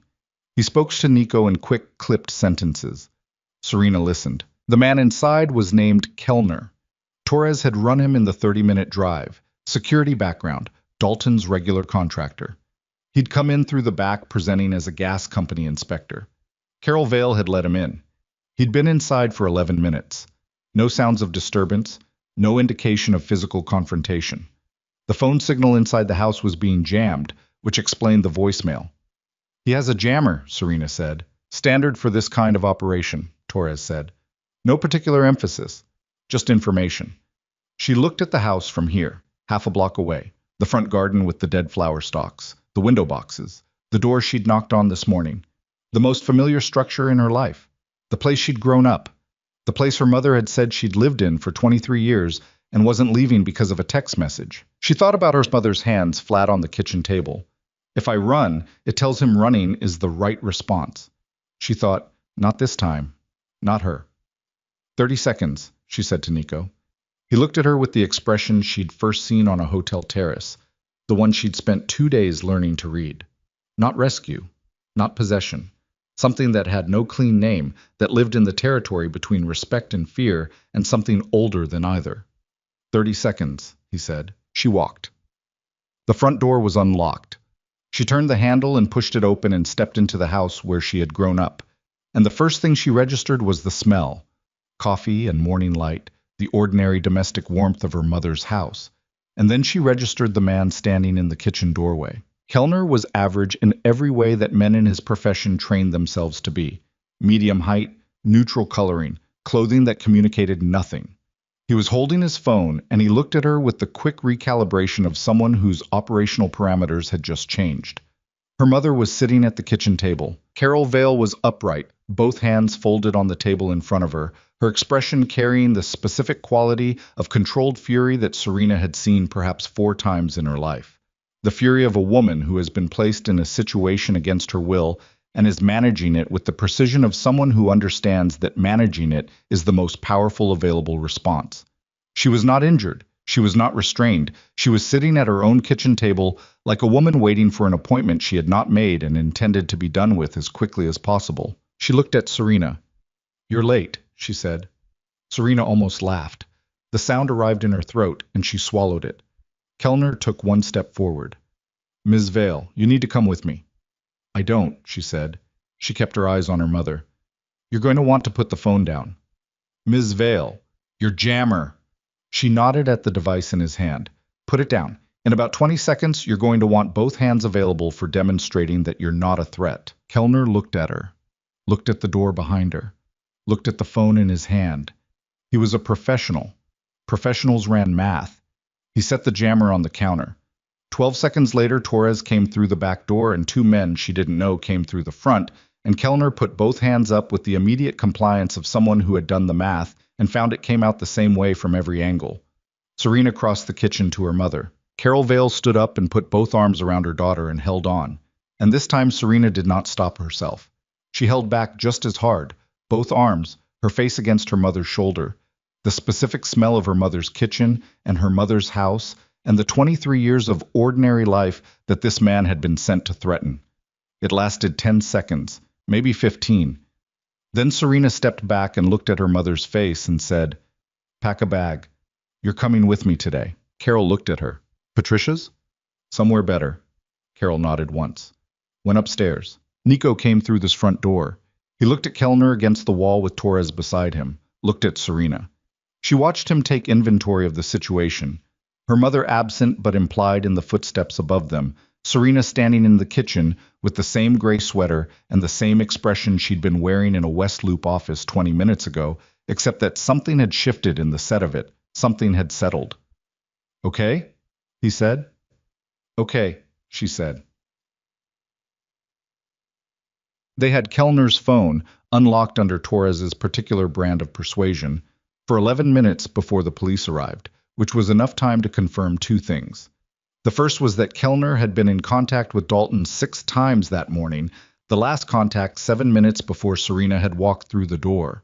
The second was that Dalton had been in contact with a number registered to a shell company that Nico's people traced to a property in Michigan City, Indiana, 45 minutes south of Chicago, on the lakefront. The contingency asset, fully funded, accessible within 6 hours. She was in the back of Nico's SUV with her mother beside her and Helen on the phone when the address came through, and she looked at it and felt the clean, cold clarity of something resolving, the specific sensation of information fitting into a shape that had been waiting for it. She forwarded it to Helen without a word. Helen, still on the phone, looked at the address and changed the conversation she was having in real time. She heard the shift, the name Catherine Voss spoken twice, the address repeated back, and then Helen hung up and turned around from the front seat. "FBI has it," she said. "They've had the Michigan City property flagged as a potential asset under the financial fraud investigation. Voss is coordinating with their field office now." "How long?" "He hasn't been there long enough to be gone." Helen looked at her watch. "If he's running the 6-hour window he described, he has 4 hours left. They'll be there in 90 minutes. Serena sat back. Outside the window, Evanston gave way to the expressway, the city reappearing ahead of them, the lake visible in gaps between buildings. Her mother's hand found hers in the space between them on the seat, and she turned her palm over and held it. She thought about the silver dress at the bottom of a bag in a Lincoln Park brownstone. She thought about 2 words on a hanger: "Wear this." She thought about all the exits she'd clocked in all the rooms for 4 years, running the calculation of how to get out without ever believing she actually would. She was out. She was out, and her mother was beside her, and the drive in Helen's briefcase was authenticated, and Dana Collier was in Chicago waiting for a prosecutor's call, and Lena Park was in Seattle, and somewhere on the Indiana lakefront, a man who had spent a decade standardizing his approach to women he'd damaged was 4 hours from understanding that the approach had a final iteration. She closed her eyes for 90 seconds. Just that. 90 seconds of the expressway and her mother's hand and the lake, somewhere to the east, permanent and indifferent and still there. Then she opened them and took out her phone and called Catherine Voss herself. The federal prosecutor was 41, sharp-featured, with the compact energy of someone who ran on 5 hours of sleep and considered that sufficient.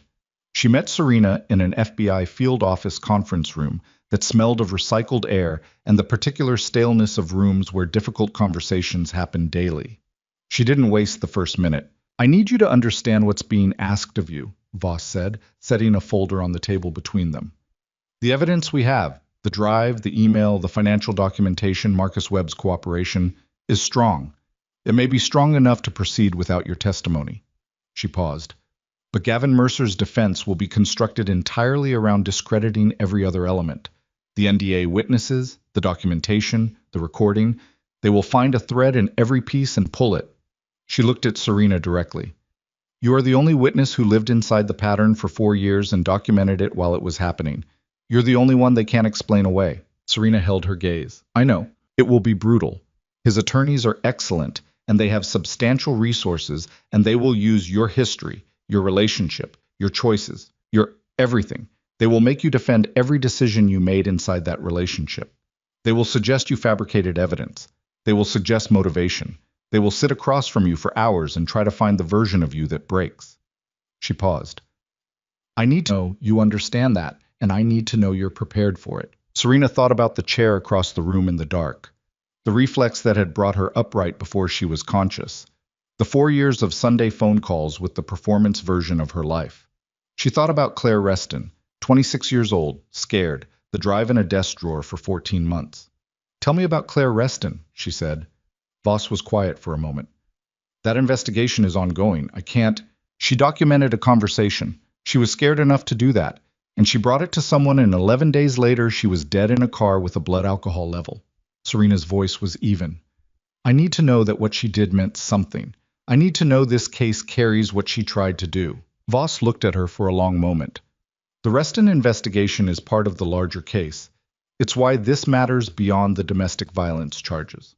She paused. What she recorded, what she preserved, it's foundational. Her name will be in this case. Serena nodded. Okay, she said. I'll testify. Voss opened the folder. They worked for 3 hours. Gavin Mercer was arrested at the Michigan City property at 2:17 in the afternoon by a joint FBI and Indiana State Police operation. Serena was still in the conference room when Voss's phone went off. She watched the prosecutor read the message and watched the controlled satisfaction move through her face and get filed away. The professional version of relief, the kind that understood the arrest was a beginning and not an end. They have him, Voss said. Serena sat with that for a moment. She had expected to feel something large. She had been bracing, on some level, for an emotion proportional to 4 years, and a storage unit and a bruise on her ribs and a 26-year-old woman she'd never met. What she felt instead was quieter than she'd anticipated. Not small, quieter. The specific quality of a sound that has been very loud for a very long time, suddenly absent. You don't feel the silence as a presence. You feel it as the cessation of something you'd forgotten was constant. She thought, he can't reach my mother from custody. That was the first clear thought, not triumph, not relief, just the specific, practical knowledge that a thing that had been possible this morning was no longer possible. She sat with that. Thank you, she said to Voss. Voss looked at her. Don't thank me yet. We have a long road. I know. Serena stood up, gathered her jacket, looked at the conference room, the recycled air, the folder on the table, the whiteboard on the wall with nothing on it yet, waiting. I'll be at every step of it. Voss held out her hand. Serena shook it. The trial took 14 months. She had been warned. It would be long, and she had believed the warning, and the warning had still not been entirely adequate. There were depositions that lasted full days. There were motions that pushed dates and dates that were pushed again. There were weeks when the legal machinery moved so slowly it felt geological, and weeks when everything accelerated, and she spent 70 hours with Voss's team reconstructing timelines and cross-referencing documentation and preparing for the specific versions of herself that Gavin's defense would try to create. Dana Collier came forward in the 3rd month.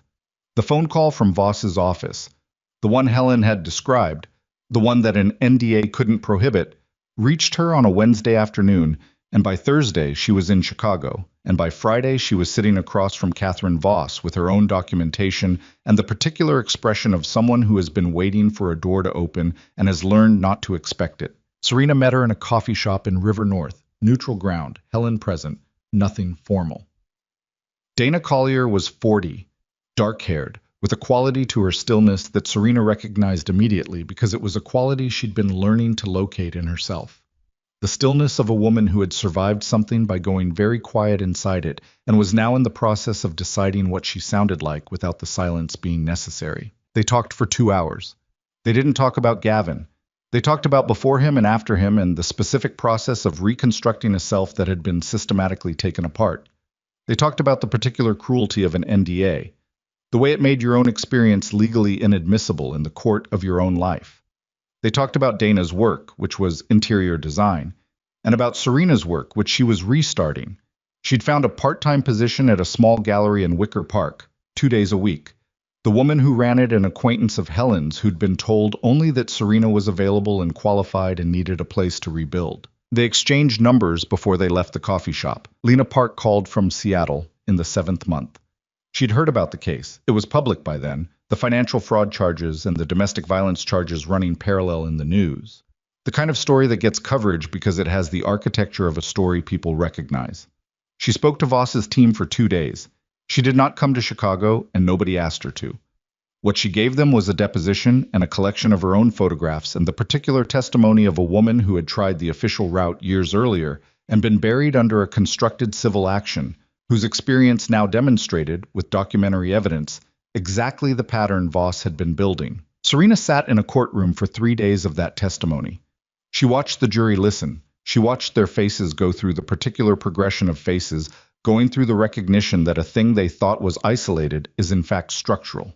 She thought about Claire Reston every day she was in that courtroom. She never said that out loud to anyone except her therapist, who she'd been seeing since the 3rd week, a woman named Dr. Andrea Foss, who had an office in Lakeview and a specific talent for sitting with difficult things without trying to resolve them prematurely. They worked through the 4 years in the particular non-linear way that therapy worked, not chronologically but thematically, following the threads where they led, finding the specific junctions where decisions had been made and understanding what had been available and what hadn't. Understanding the difference between the choices she'd made from fear and the choices she'd made from strength. Understanding that those categories were not always separable, that survival often looked like complicity from the outside, and that the outside had not been inside. She got better, not quickly, not in a straight line, but with the particular directional quality of someone who had located the compass after a long time of not having it. She took the stand on a Tuesday in the 12th month. The courtroom was full.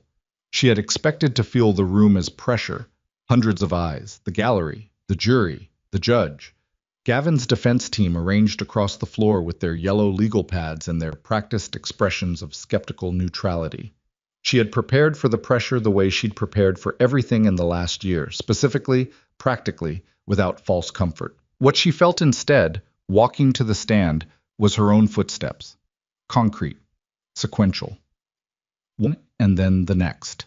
She sat down and looked at Catherine Voss and answered the first question. She spoke for 2 full days. She described 4 years in the voice she'd been learning to use, not the performance voice, not the careful deflective voice she'd constructed inside the relationship, but the voice she'd found slowly over 14 months of therapy and gallery work and Sunday phone calls with her mother that were no longer performances.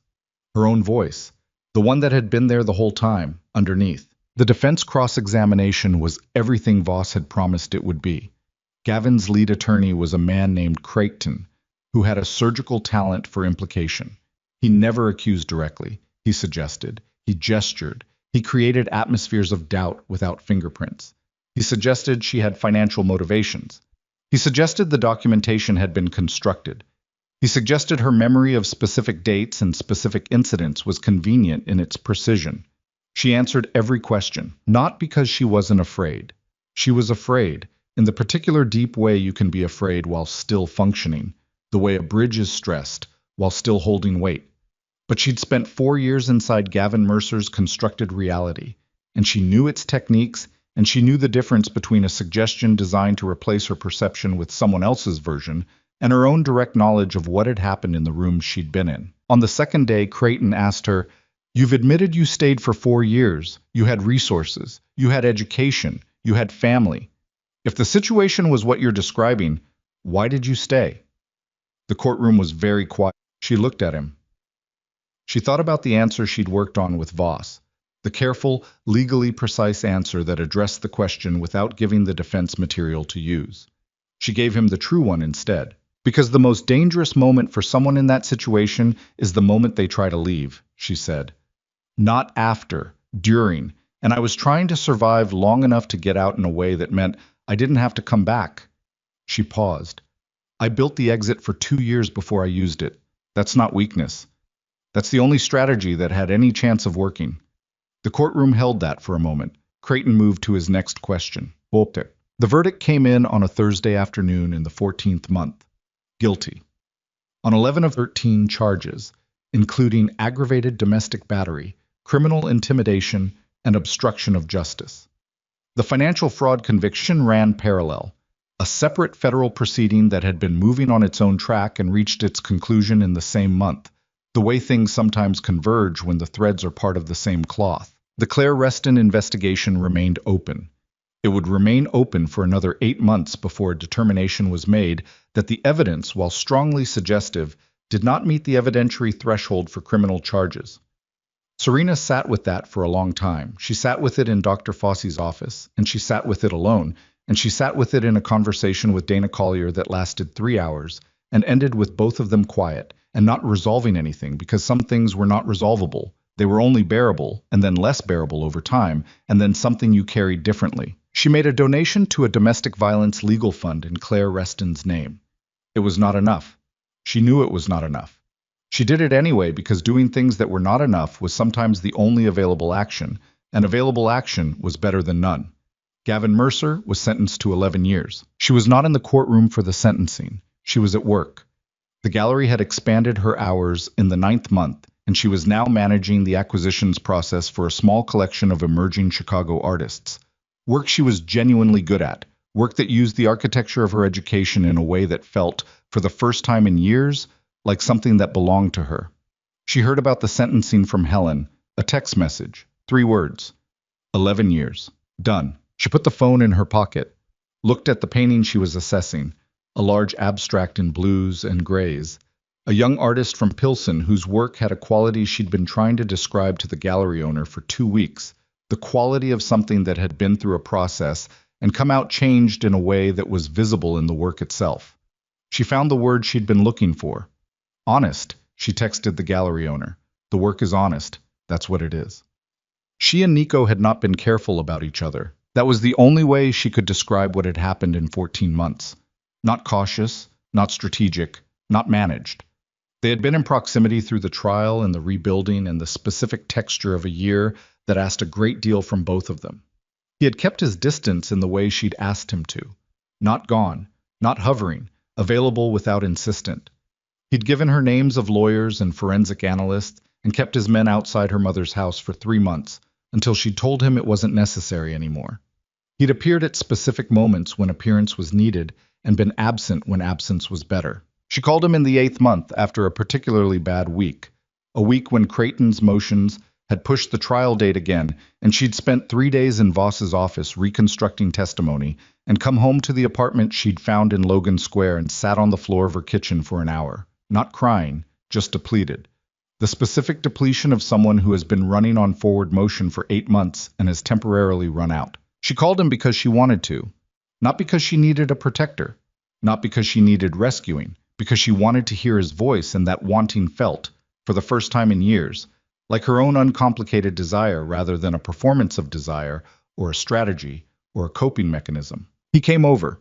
He brought food from a Thai place on her street that she'd mentioned once, 2 months prior, and he sat on her floor with her because she was on the floor, and he didn't make anything of it. Didn't suggest she get up, didn't perform concern, just sat on the kitchen floor and opened the containers and they ate. They talked until 2 in the morning, about Mara, who had called him the week before from Portland, about the legitimate business operations he was expanding, the slow, deliberate process of reorienting his work away from the gray that he'd described on the terrace of the Hargrove Hotel. Not fast, not linear, but with direction. About the painting in her gallery that she couldn't stop thinking about her mother, who had planted new things in the window boxes. She looked at him at 1:30 in the morning in her kitchen and thought about the terrace. The recognition in his eyes across a ballroom. You've been counting exits. The 30 seconds that had been 30 seconds, exactly. I'm not the same person I was that night, she said. He looked at her. I know. I mean it. I want you to know that I understand that what's happening between us is it's not about that night. It's not rescue. It's not, I know, he said again. You're the person who built a storage unit for 2 years and walked out of a ballroom on your own terms and testified for 2 days without breaking. That's who I've been watching this year. He paused. That's who I... He stopped, found the end of the sentence. That's who I want to know. She looked at him, at the face that had its history and its angles, that had never tried to be anything it wasn't in all the time she'd been learning to read it. Okay, she said, just that. Okay, us. There is an evening in the following spring when Serena Vale stands in the doorway of a room in a house in Lincoln Park. Not the brownstone, a different house, one they'd found together the previous autumn. A 1920s building with original hardwood floors and a garden in the back that Nico had not gotten around to doing anything about yet. And she watches the late light come through the west window and lay itself across the floor in long, flat strips. She is 33 years old. She has a gallery job she loves, and a therapist she trusts, and a mother who calls twice a week and means it. She has a scar on her left wrist she stopped trying to hide, that she stopped attaching the story to every time someone notices.